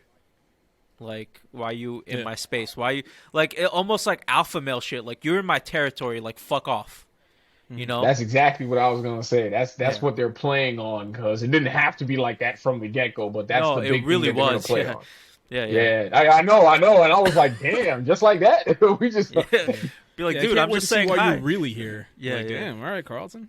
Like shit. Even Will's like been trying to apologize and be good, but like Carlton ain't having it. He's Very like, "Nah, threatened. Find your own way to school, bitch." Like, yeah, his way of life, his way Well, of that's life. why when you is get to threatened. episode, when you get to episode 3, where Will's just straight up just like, I'm done trying to be cool with you at this point. When they're back in the locker room, where Yep. he's just like, I'm coming for your shit. Yep. They're gonna see Yeah. I'm better than you in every way. Yeah. I was like, damn. I was like, but Carlton brought that upon himself. I get it. Exactly. Yeah. So like, I mean, I like these talks because even though like I can start being on the fence on something, like we can find the little things that could keep me interested in watching the show. So definitely gonna keep watching. The way the way episode 3 ended, where that gangster that wants to kill him, who shot his friend, found out where he is because of like the basketball game and stuff. He saw him on the Instagram. that's one thing that confused me. It was didn't he earlier in the episodes get a text on his new phone, like in a new carrier, being like, "Oh, we're gonna find you." How you find his number and not know where he is? He got a new might have number. just- I mean, you're right. He did he get a new number before or after that? It was before. I'm pretty sure it was before he got a new number, and then at the end of the season, literally, it's at the end. He's like, "Oh, we found that? Hey, we found that motherfucker!" Like, it's like, how the fuck do you not know when you That texted is that? true, to that, you know, How'd you not Wait, know he when got you a whole texted? new number or just a new phone? He got a new number I- because when there's a when new his number. friend calls him from the hospital, when he calls his friend's like, I almost didn't pick up. He's like, yeah, I just got a new number. Oh, okay. I was watching it while I was doing work. So. And on the new phone, he got that text that said, "Yo, we gonna find you from the." I assume that was the gangster. It's like, Yeah. Oh, it's not like they Well, have it's- like fucking. It's not like they can trace the number and like get his location. Oh, those Philly gangsters, they can. Philly, you Philly could- built different. you could track the area code. Yeah. Usually, I'm not a big guy. Currently, I'm not big on watching shows that are airing right now. I let stuff finish and then I watch it. Binge Like it. I just finished Game of Thrones. I'm watching Power and stuff, and people tell me to watch Breaking Bad next. But I think this is one that I'll definitely keep up with. And Yeah, keep up with it, man, and you can jump on season finale, and we can talk about it then. Oh yeah, definitely. I was telling Eslam, he's talking about you guys want to watch Peacemaker. I've heard actually some pretty good things about No, Peacemaker. Peacemaker's amazing. You should watch it. Peacemaker's so good. It's dude. Yeah, I'm it's- gonna watch the Peacemaker. finale came I'm out, not gonna you watch binge it. Boba Fett. don't watch. I heard Boba nothing Fett. but bad things about Boba Fett was Fett. garbage. Don't watch. Last Boba to watch three. Watch the last 3 episodes. Have you seen any of Mandalorian? All of Mandalorian. Fett. So watch the last Boba 3 Fett. episodes. Watch Boba Fett. Yeah. No, watch the whole thing. No, don't watch. Be, That. be your own man. Be your own man. You don't listen to need these to two. watch. You don't need to watch the whole season. Just watch the last 3 though. If you care about Mando, Yeah. like Yeah. it's the start of Mando season Nah. 2 or Go whatever. go season back, 0. watch all the Star Wars movies again, then watch Episode 9 a second time, then watch all of Mando, and then that's it. You don't do that's it. That's- Oh, I'm sorry, Boba Fett. I forgot. I don't That's gotta where I watch started. Clone Wars again. Or I don't have to watch the cartoons no more. I want you to take the subscribe button, right? Oh man, but yeah, no. Peacemaker's hilarious. You should definitely watch it. Yeah, John Cena kills that role, man. The He really whole little does. gang and James Gunn just knows how to get people to love random ass fucking characters. Yeah. So, Alrighty, I'm adding that to the list. I'm Dude. adding that to the list. Do it. thank you so much for jumping on, and talking with us about the I keep saying Fresh Prince. Bel-Air. Uh, It's the better one. The better show. Bel-Air. Oh, also, So the better- also, right, before you get off, where's the intro? I want a good intro. Where's the intro? Just him sitting on a chair with the crown. I need a better intro. This isn't a sitcom, bro. No, you don't. Nah, fuck you. I need a better intro. I mean, dramas tend to have decent intros too. They can. It's They don't have catchy. to, They though. can. They don't Sitcoms have to. He's to. right. Sitcoms have to. And dramas don't. Dexter. But him on the Personally- throne, because like you keep saying Fresh Prince, they just keep saying Bel-Air. Him on the throne with the crown, that's montage for him being the Fresh Prince. Like, yeah. I'm I'm sure sure. I run as the this Prince shit. a I'm lot, sure too. he's gonna get that nickname later on, maybe at the end of the season or. They already call it's- him a prince. I think Hillary called him a prince or Prince something. of The Philly mom or called Yeah, him the they- prince. they- You're the yeah, prince they- of Philly. they Go be the called prince him of like Bel-Air. Yeah, but I think in the school they're gonna start. That's gonna be his like nickname or something in the school at some point. But yeah, I know. That sounds I need dumb. an intro. Okay. There's two things. I want them to call back to the Uncle Phil throwing jazz. That was one of my favorite parts. I want to see, especially because this Uncle Phil is jacked. So I just want to see him be like, Nah, it would be Like a- Jeffrey, bro. But Jeffrey be coming out of nowhere with hundreds, just be like, "Yo, bye." and I want to see them randomly change out Aunt Viv in one of the seasons. That would be funny, bro. You know what I was hoping for? I want to see a handshake developed by Will and Jazz. It doesn't have to be the handshake, but a handshake. I would like to see No, it's got to be the handshake. I Get out of want- here. It's That got to be the handshake, handshake. that handshake is stupid. No, let's be real. It was never cool. It was always dumb, and it wouldn't fit in this show. They come up with a cool one. Come up with like, hey, what's up? Oh yeah, what's that? Oh, it's something only we do. That's it. A little bit. That's all we need. We haven't seen. Jazz has not seen Hillary yet. So now that Oh.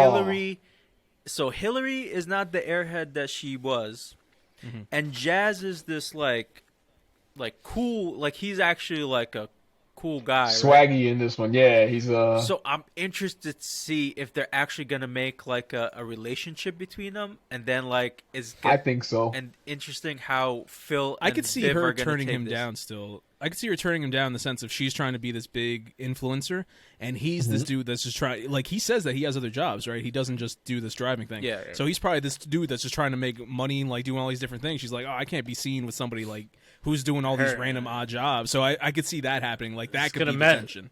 It's gonna It's a mess with her gamble because image. it's either that or they're gonna Exactly. have like a secret relationship Yep. that she's not proud of Exactly, or yeah. something like that. Yeah, so Yeah. She's like, oh, I can't let the people find out I'm dating a nobody. Or right, something like right. that. Yeah. 100%. Regardless, it's good drama. Exactly. So much potential. So much potential. There really is. All right, we can keep talking about this forever, but Jonathan, thank you for joining us for Bel-Air. Always a pleasure Thank to have you you for on the having me. podcast. Thank you, sir. Looking forward to some more podcast under review stuff. Go check it out. Go check out their YouTube channel. Do what Dan said to their like and subscribe button. I want to as see he's- that. Yeah, exactly. Yes, like, subscribe, tell a friend. If you are into sports, if you are into anything, the culture, please give us a follow. You can DM me or Dinesh. Again, on Twitter, I'm Joe_no_say. You'll find me in almost any LWG's tweets and feeds because I retweet like everything. On Instagram, I'm JOE_NAYTHAN, Joe Nathan, and she is MZDANACHE, Miss Danash. So thank you guys for having me. It's always a pleasure. I'll definitely be here next time. Let me know when we're doing that sitcom Mount Rushmore because I think I got some heat for for y'all. I wrote it down in my pad. Yeah. I wrote it down in my pad because we don't remember shit here. So all right, bro, you don't need to yell. I was thinking This man's just angry as hell about it. I wrote it in my pad. Damn it. It's all in there, right, guys, motherfucker. y'all be great, man. All right, bro. All right, See you later, man. Thank you. My God. I'm fucking You want me to dying show out you here. what's in it? It's in the pad. I wrote it. Oh, man.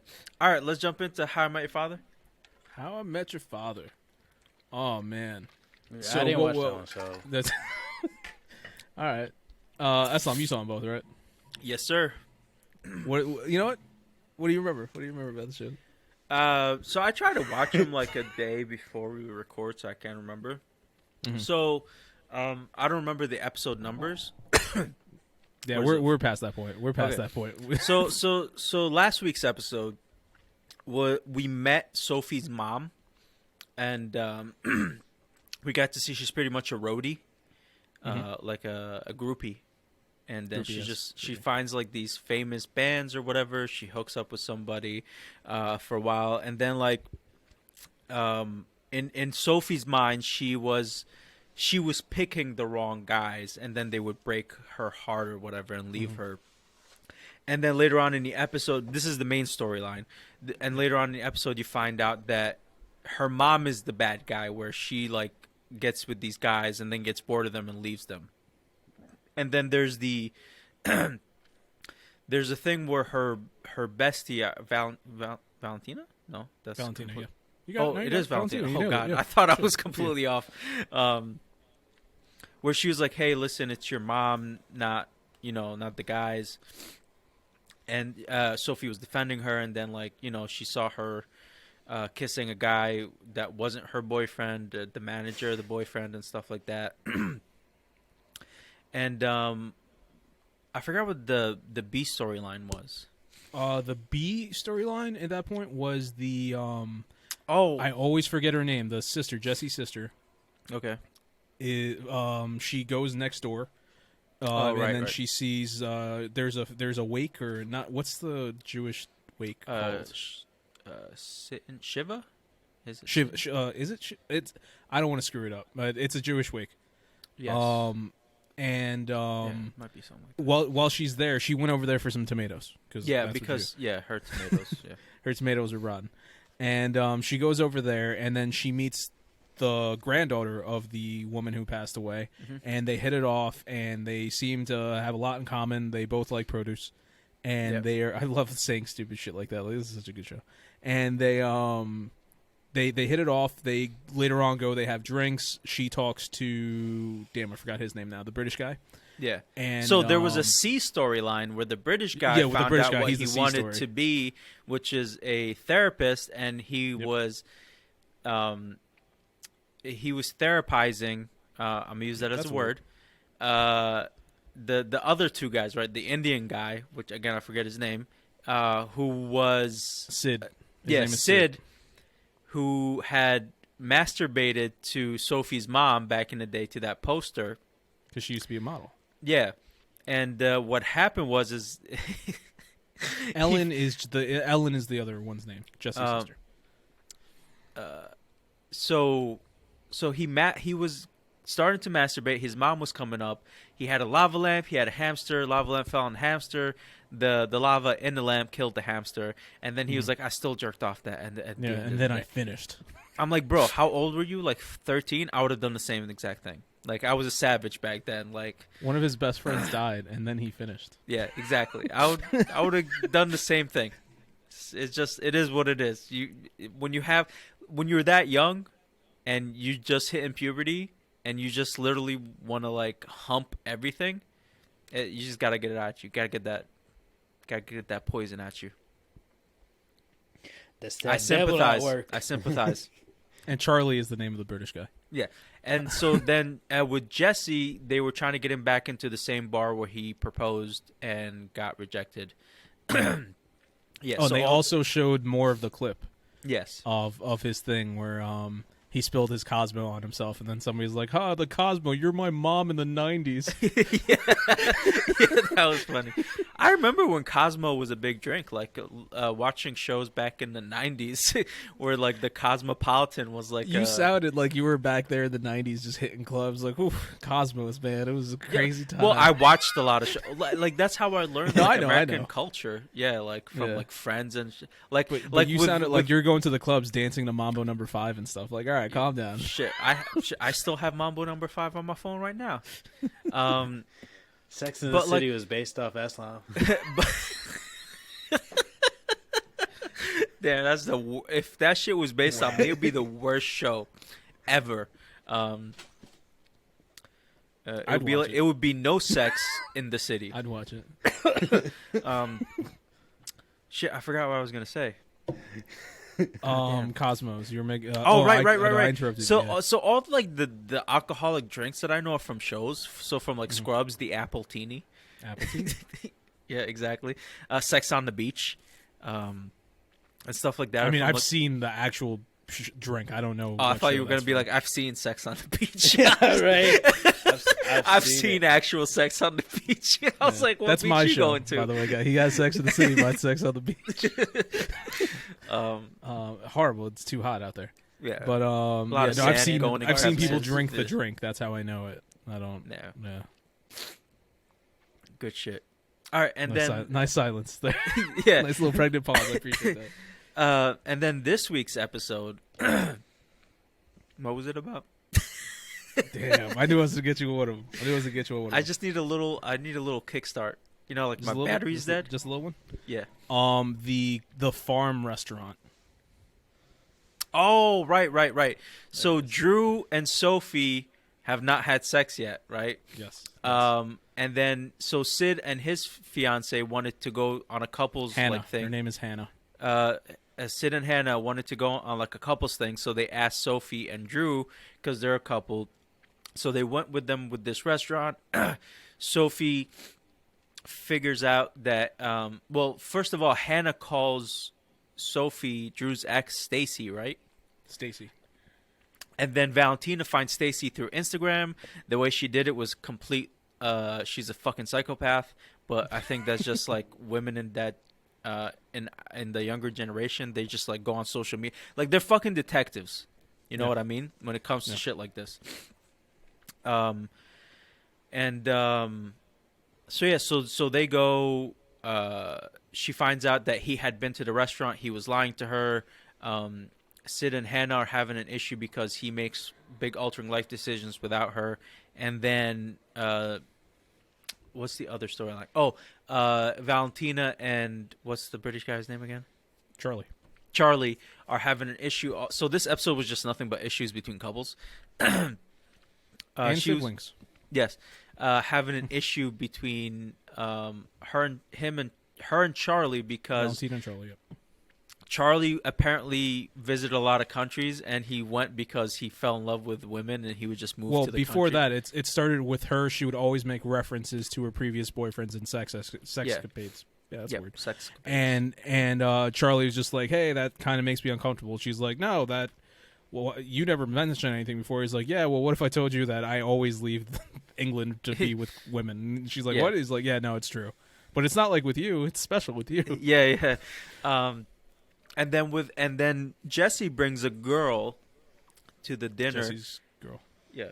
And then turns out his sister banged her already, and he met her the morning after they had banged in a coffee shop, which was fucking hilarious. Literally, she turned around and he was there. Like, yeah. First of all, how did the sister not recognize her brother from the back of the head?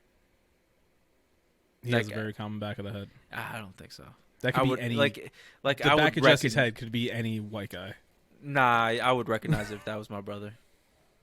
Because I recognized it. I was just like, oh, is that Jesse? And then he turned around. And I was like, oh, it's Jesse. I don't know. I've seen a lot of people on wrestling shows that look like you. So Yeah, but it's because I just wanted to say that is completely irrelevant. Oh, man.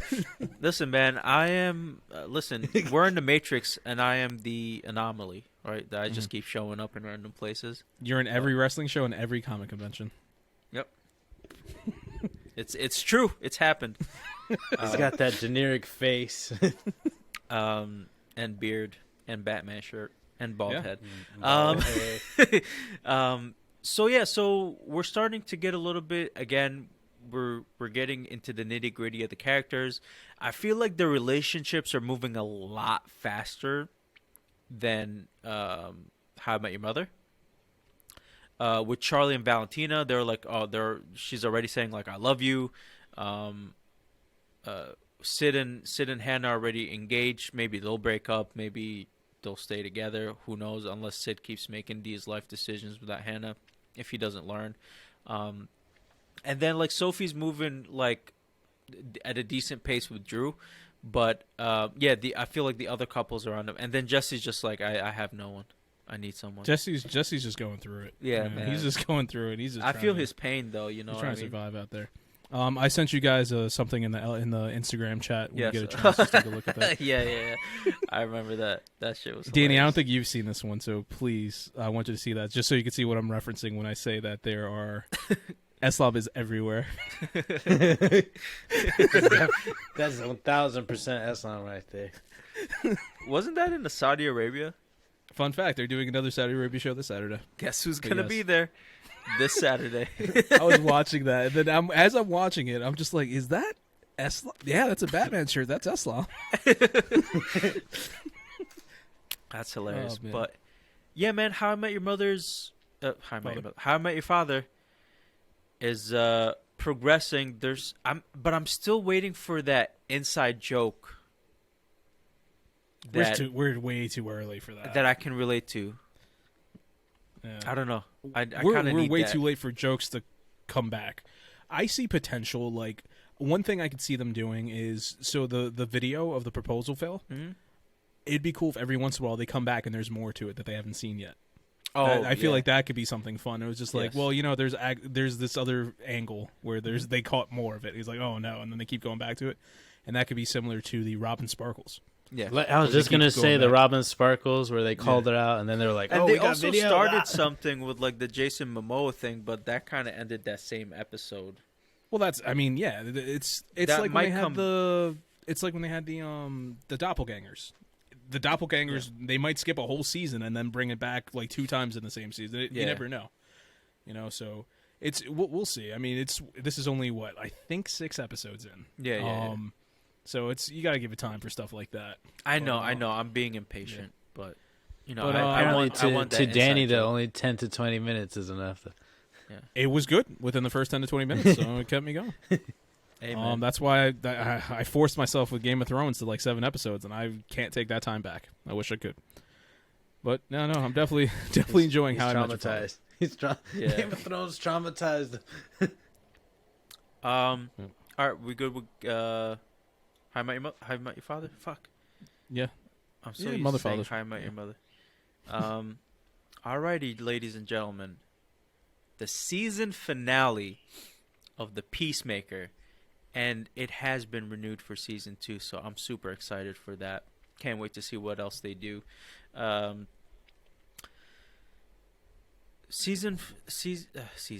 Episode 7, right? Completely forgot what happened. Episode 7. Episode 7, Peacemaker is upset about the fact that his right. diary has been. Oh, you got it. Never mind. Yeah. Okay. So the diary fake has diary? been the fake diary, Adebayo. He He was figures mad. out He's it's like, "That looks Adebayo. like a schoolgirl made it. His father's going to kill him. He puts on a suit. All his legion of retarded rednecks are following him. They track the helmets because there's a chip in there, obviously. I don't know how the fuck his father makes this technology, man. Like, how is this, like, redneck making all this, like, crazy tech? Never judge a book by its cover. It's wild. It's wild. Like someone. Vigilante had all the masks. Oh my god, it was ridiculous. But no, yeah, he made a pocket dimension too in his closet. Yeah, that was a smart ass redneck. yeah, bro. I was just like, what the fuck is going on? But hey, his suit was pretty cool. He was fucking flying. I was like, what is happening? That suit looks so lame to me, and it's funny because like the Peacemaker suit is obviously lame, like on purpose. But I feel like this one was trying to be cool, and it looked lame. It looked cool to me at times when he was like flying and doing shit, but then at other times it was kind of cheesy. I don't know, kind of looked like a weird Donnie Darko demon. Yeah, yeah. And so in episode 7, we're getting to know a little bit more of the story behind Chris and his brother's death. Mm-hmm. We see that it wasn't like they were like fighting because of an issue. They were put there and they were betting on him like dog fights. And Chris just happened to hit him in the right spot, and he fell down, hit his head in the right spot again, started having a seizure, and passed. And then his father blames him, even though he had no control over what was happening. It was all his father's fault, but like that type of person, they don't know how to take responsibility, so they just blame others when something goes wrong. He's like, "You killed your brother, you dumb fuck." Like, yeah, pretty much. You could hear the mullet in that. Yeah. My God, yeah. So yeah, man. It was these last 2 episodes we got to really humanize Peacemaker. Because in Suicide Squad, you were like, fuck this guy. In Peacemaker, you're like, I'm starting to like this guy. Yeah. You know what I mean? And they did a great job with that transition. Especially in Suicide Squad when he killed that dude, and he's just like, what a joke. Rick Flag. Like, yeah. Rick Flag, yeah. I don't know. I didn't hate Peacemaker in Suicide Squad. I thought he was awesome. No. I thought he was funny. Great, but the character, you were supposed to hate the character. Yeah, I'm weird, you know that. Yeah. And not at any point did I hate Peacemaker. It was like he walked out of there being one of my favorites, beginning to end. Yeah, it's just like he was like the secondary villain in that. You know what I mean? So, but I'm a yeah, wrestling fan. We root for the bad guys. That's what we yeah, do. yeah, that's true. Did anything else important happen? There's a lot of. I mean, funny the fight. There was the fight, obviously. In episode 7. Yeah, Yes. so the fight between the father, he kills his father, He shoots him in the head. Yeah. Yeah. Sorry, I'm like blanking because I'm like tired already. I mean, honestly, at the end of the day, that was the episode. that It was- was, There's it was also, really like- the big fight between Chris and his father. there was also like a lot of funny conversations. Oh, is that like, the all episode? always is. Yeah. They killed Mern? Or Yes, it was- Is Yeah, that episode yeah. 7? Yep. And he So came out the body. Yeah. And it was just like mangled.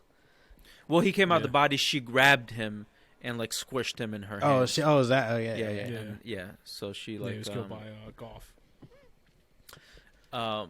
So that happened. So now, and we get to see the cow for the first time. Which, At the very so, end. Of the episode. which reminded. Do you guys have you ever Also, guys, at the very end of the episode, it's when Chris kind of like, I don't remember if he puts two. I think he puts 2 and 2 together and realized Adebayo is the one who did the diary, and then I think she he tries knew like that from the apologizing at beginning. the end, and then it kind of he's just like, "Shut up, I don't want to hear you," and then it ends like right there. Yeah, well, And then they and then continue it starts on off episode in the 8, same yeah. spot, Yeah. which was fucking hilarious. But I just want to talk about the cow real quick. Mhm. Do you guys remember the movie Starship Troopers? I was waiting for you to say Starship Troopers. Absolutely, Yeah. yes. Right?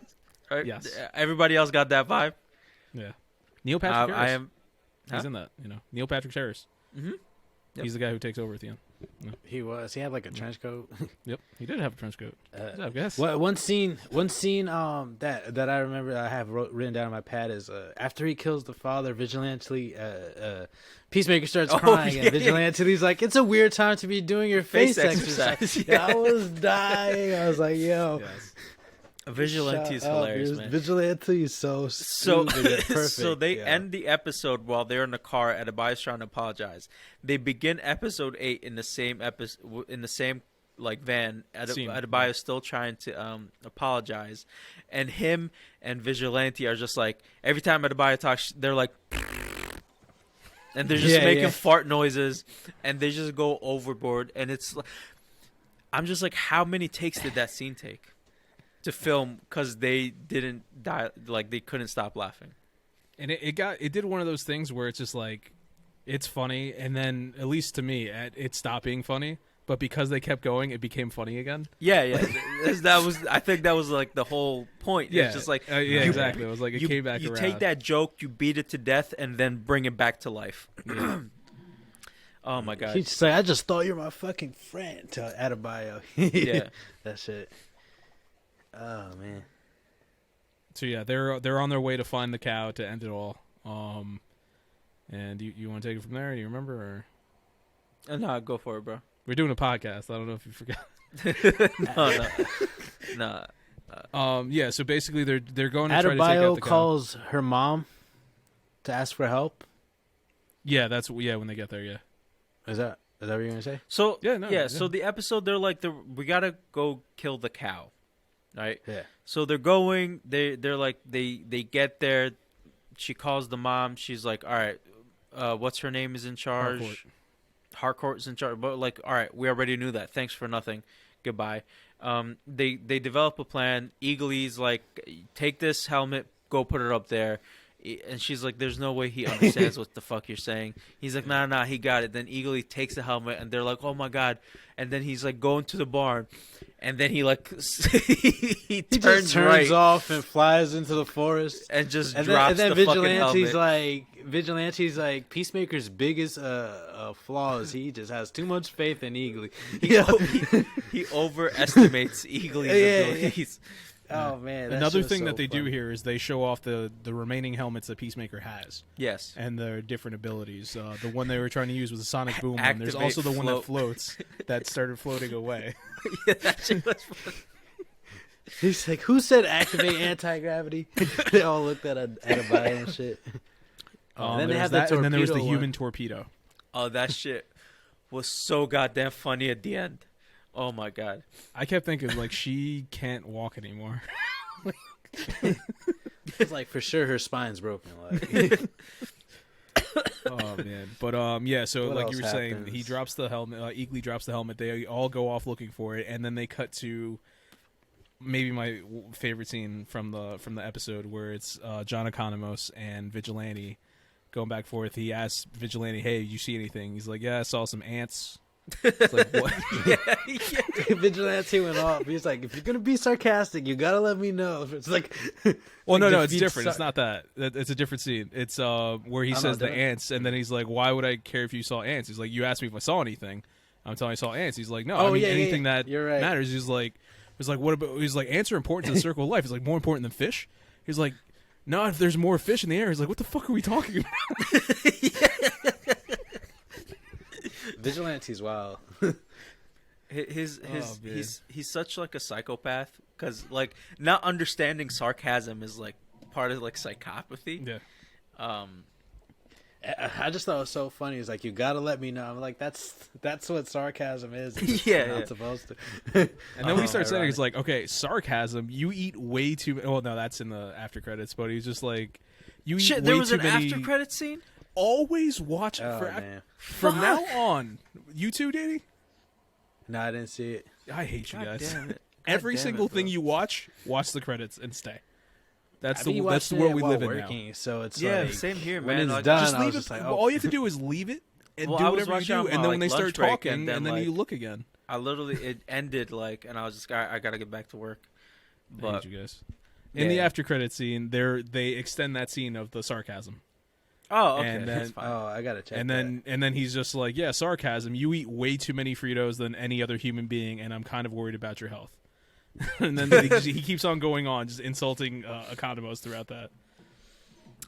So they devised another so- scene that happens is Peacemaker starts hallucinating his father. Yes. That's something that reoccurs too at the end of the episode. So I feel like it's worth mentioning. Absolutely. He's starting to have like Yeah. a psyche break, and Hardcore sees it, so he's just like, "What's up?" Like, you know. So Yeah, I that saw him happened. talking to himself in the forest when they were looking for the helmet that Eagly Yeah. dropped, and his Yeah. father And then they showed looked, they up found the helmet. around where the helmet was. Yeah. Yeah. So they end up having Economos dressed like a cop. He goes in and drops the helmet. They attach a walkie to it so that they can activate it from a ways off. And then they do that a couple times. They kill a lot of Economist people. reveals that he has a dyed beard. Yes, he does. Yeah. They activate the helmet a couple times. They destroy the barn. The burrowed cave that they made starts caving in. I like before when they he can freaks transport out it. and he's just like, "No more kaijus," and he starts hauling his ass up the That was stairs. hilarious. And so they do that. They start fighting. They start killing each other. Harcourt and Vigilante get fucked up. While Chris goes into the hole, he gets caved in, and then Adebayo goes and helps them after Vigilante and Harcourt fall. She starts fucking shooting people like left and right. I was Economos dying when, tries and breaks his Adebayo leg. That dropped shit was the- hilarious. The way he walkie-talkie. broke his leg was one of the funniest things in the world. Yeah. I was dying, and the way he yelled after that too, he was just like, "Ah!" Like, yeah. Oh god, too funny. No, I was Yeah, dying when Adebayo dropped that walkie-talkie thing too. It was just like, "What just happened?" Yeah. It's like my hands are sweaty. Dude, I swear to God, at that point, I was like, she's sabotaging them on purpose. That's what I thought too. I was like, she has to be messing with them. But yeah, man. So then What'd Adebayo you puts think on of, the human his torpedo shield? helmet. Yeah. Oh, his shield? shield. As soon as I saw the shield, I was like, wow, it's so great to see a superhero use a shield and have it be cool. Never seen that before. Yeah. Yeah, Adebayo takes the helmet. She goes in after Chris. And then you see somebody. She's taking stuff off. You think it's her helping Chris, but it turns out to be Goff. She picks him up, and then she's like, I need your help. They go, and she does this spiel about... Oh, first of all, Adebayo uses the helmet, but misses and hits a Completely wall. misses. And Oh, dude. fucking knocks out. And so Goff talks to Chris. She's like, our people had the same trajectory as your people because of politics, because of stupidity, because whatever. We didn't listen to the science, and we ruined our planet. We found your planet. It had the air we needed, it had water, but it didn't have the food. That's why we brought her. I'm just interested. She tries to appeal to Peacemaker's vow of peace. Yes. It's like, yes. you're willing to do anything for peace, so we're going to help you do that. We're Yeah. going to help you complete your vow because we have our own vow. And they align with one another. Yeah, and I'm just interested to know, like, what the fuck were they feeding that cow to make all that goo that they were eating? Probably just, All that rats. honey, Probably just whatever. like grass and cheeseburgers. It's like, why is that food working for the cow but not for them? Also, was the cow on their planet, or did they get Would it from assume so. another planet? I'm pretty sure. I have to assume it was from their planet. That's crazy though. Like, they're so...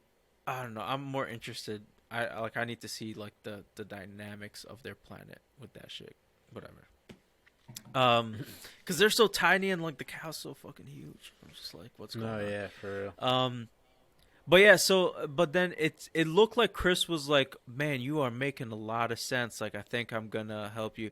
But then, it's the Peacemaker switch. Same thing like when he was with the Suicide Squad, where he's like, Waller told me to do this. This is what I'm gonna do, even though what you guys are doing is right. I'm gonna do what I was told because that's my mission. And his mission was to kill them. And he's just like, activate human torpedo. The camera switches. You see Adebayo like limping through, and then it activates. She flies through the cow's stomach, falls, and then he just kills the remaining butterflies. Mm-hmm. Well, the hosts at least. Goff comes out of it, and we see later on that Goff is still alive, and he was feeding it the last bit of goo. Also, they all end up in the hospital before that. Yes. He does. Harcourt does survive. He picks her up. They walk out. Vigilante. Oh out in my the God! I hospital. forgot the most important scene. One of the craziest funny scene. The Justice League shows up. I completely that's forgot at the about that. end. Yeah. That's kind of a big deal. Yeah. I forgot about that shit too. The Justice League shows up, right? Aquaman, Flash, Wonder Woman, and Superman show up. Yep. Superman And Peacemaker shouts, "You're late, you dickheads." Yes, he's like, you're late, you For real. dickheads. While carrying Harcourt, walks past them. Superman and Wonder Woman are in the shadows. We don't see them, but they actually got Jason Momoa and Ezra Miller for this scene, which was fucking Loved it. hilarious. And then Peacemaker's like, "Go fuck a fish," to Aquaman while he's walking away. He's like, and then like Jason Momoa's like, "Man, I really hate that rumor." Well, the And cool then- thing is he cursed. I was just like, we got to see Jason Momoa curse as Aquaman. I thought that was pretty cool. He's like, I'm fucking hate that rumor. I'm fucking tired Yeah. of that rumor. Yeah. And then Ezra you were Miller's saying- like, "But it's true though." He's like, "Fuck you, Barry." Yo, that shit was so goddamn funny. I gotta give props for Jason Momoa and Ezra Miller for doing that scene and absolutely.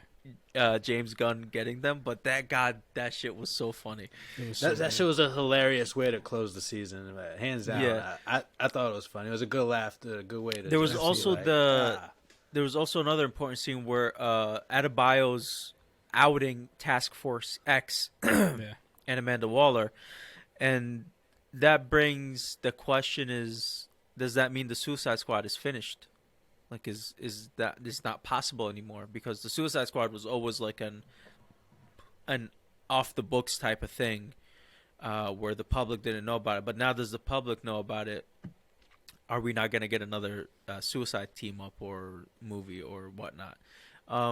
It could all mean, be. Yeah, I have Go a ahead. theory, which I mean, it's based off of nothing, but just because people are aware it exists doesn't necessarily mean that they still can't keep it under wraps. This is Amanda Waller. And No, it's true. who's- So that's what I was going to say. They could just play it off as this bitch is crazy. Like, Yeah, they're- but what I was like, going to say is, so since it is Amanda Waller, she very much still could have a Suicide Squad, and she could send them after this team. Oh, yes. So Very true. I wouldn't be too surprised to see the Suicide Squad going after Peacemaker. That would be interesting. Yeah, Yeah. and That would- depending on who the members are, some of them might have history where they want to go after Peacemaker. You know what I'm saying? Very true. Because Suicide Squad always has a different crew, so we'll see. Yeah, man. With season 2 coming along, I don't know if it's confirmed that James Gunn is returning to do season 2. I hope he does, or I hope he has a heavy hand in it to continue the that man amazingness. is magic, man. He just produces good shit. See, as soon as I finish this episode, well, before we end, you already said that he's at the very end. Chris is sitting on his porch. He's got Eagly. They have golf, and then he sees the image of his father, like Danny, you said, where his he like comes back. father's ghost just His sitting next father's to him, and he ghost or tries whatever. to just ignore it, and his Yeah, so father's that's- just smiling. Yeah, that's how it all ends. And also, I think Goff's not going to live longer because there isn't enough food. Yeah. But they show that. But one of the things, shit, what was I going to say? As soon as this episode ended, one of the things I thought of was, you know how Kevin Feige or whoever the hell, not Kevin Feige, who is it that's running Marvel, like Kevin overall? Feige. It's Feige. the shows and everything. It is Feige. Yeah. Yeah, he sucks. He's What if like- they gave he's like the DC umbrella. to James Gunn? How'd you feel about that? I'd like to see him do. I mean, I feel like he's big on comedy, so I don't know if Yeah. that would be 100% there, but it could be interesting. See, but so Kevin Feige doesn't direct or, He write oversees or- everything. He just makes sure everything is cohesive. Yeah, So we need that's what I'm saying. that. You have James Gunn in that role. And then we how, need, how do you think? and we need someone in that role that when the executives try to step in and change shit, to be like, no. You know what I mean? Mm-hmm. And I don't know if that's going to be possible right now until the merger happens between Discovery and Warner Brothers. Mm-hmm. But hopefully it will happen in the future. I'm just in. I think this year's movies that are coming out, starting with the Batman in March, and how successful they are, like the Batman, Black Adam, Aquaman 2, and the Flash. I think with the way their success, and especially with what happens in the Flash doing Flashpoint, it's gonna set the tone for the future of the DC cinematic universe, and how it's gonna move forward. So, I would like to see. How would you feel about James Gunn in that role? I would like to see James Gunn helmet, because I think he can. One, he's an amazing writer, because we've seen that with Guardians of the Galaxy 1. We've seen that with the Suicide Squad. We've seen that with Peacemaker. I wasn't a big fan of Guardians of the Galaxy 2. It sucked. It was a horrible movie. So hopefully 3 is a lot better, but I think, again, he did 2 as well. But, it is what it is. But I think James Gunn, as the good writer he is and a good director that he is, I think he can oversee the different projects and make them cohesive and make them be able to talk to each other. Where I think with Zack Snyder, at least, there wasn't a lot of conversations happening, or there wasn't like that point person overseeing the different projects.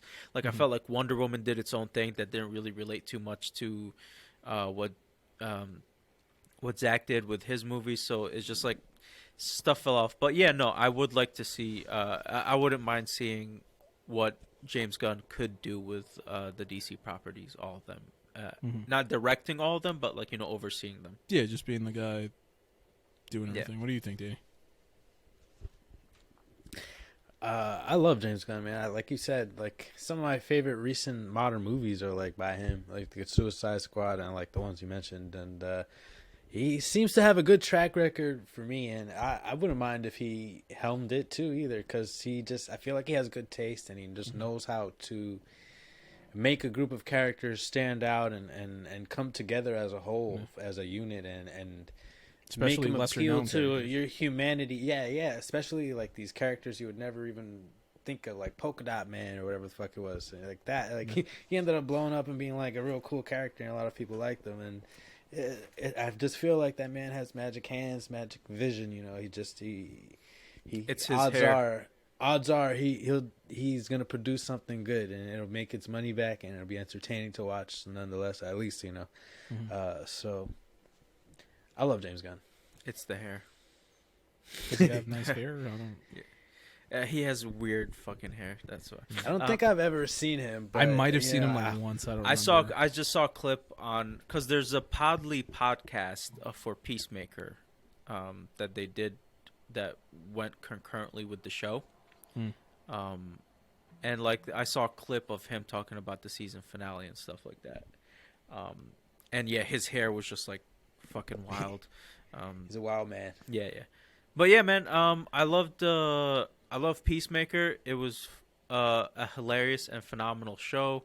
It definitely won me over. I was not happy about it going into it, but I love it now. That Dexter mindset. Not just that. I also have my problems with John Cena, but he won me back too. So it is what it is. He's just such a good actor, man. Like he knows, like I've said on before on the podcast, he knows his timing. niche. He just knows. Yeah. He has great comedic timing, but John Cena wins people over in the end. Yeah, he does. It's just the thing he does in wrestling and acting. He just does it. Yeah. All right, let's do final thoughts. There's a long one. Yeah, it's a long episode. It is a long one. I was gonna look at the timer to see how much longer it was till I get to play Horizon Forbidden West, and my TV turned itself off because we've been here for too long. So I don't know, but we're there. What time? You got like an hour plus left. No, enough time for me to watch Bel-Air episode 4, I guess. Hour and like 10 minutes or whatever. Hour and 8 minutes. Maybe I'll do that. A JoJo's Bizarre Adventure would be cool.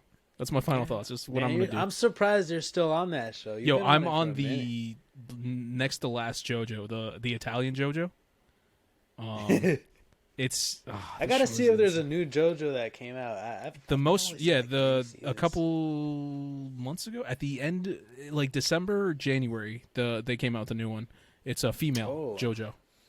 Oh yeah, okay. I definitely gotta check that. Yeah, that's gonna be the next one after I finish this Italian one. You've seen all this, right, Danny? I've seen. I haven't seen the latest one that you just mentioned, but I've seen. But you've seen like the Italian one. You've seen up to there. Joe Taro or some shit. Joe Taro. He's the one right before this one. You know what? Then I actually probably have to watch another one. I think the last one I saw was Jotaro. Yeah, where he lives in the town with all those guys and everybody's running around like Spy Semi Bowl. And do they use the stand still? Or stands, yeah. okay. Yeah. No more hamon. They just shifted. They finished the ham. There's no more. There's none left. Out. Ham There's no more chops. Shoot. Oh man, I gotta check that. Shoot. Disco, your final thoughts? My final thoughts. Man, I can't wait for school to be over, man. I'm back in school and I'm just tired of this shit already. Yeah, I feel it. Yeah, I'm just having that shit on my schedule and working full time and trying to maintain a girlfriend. I'm exhausted. I'm about to go to work after this when I just really want to go to sleep. Being an adult sucks. Yeah, that's why I got a girlfriend after I finished school. Oh man, you did it. Why I'm good. single. Yeah. My final thoughts. Yeah. So that's why I'm This saying. was a long one. I'm tired. Let's just fucking end it. Thank you for listening to Los Wise Guys podcast. If you like what you hear, follow us on social media. Like, subscribe, share, rate, review. Go check out our YouTube channel. We got videos coming out every single day. Coming out the yin yang. Okay. Go check out our social medias. We put up reels of our favorite like little funny moments throughout the podcast. Go check those out. And thank you for listening. Have a great week.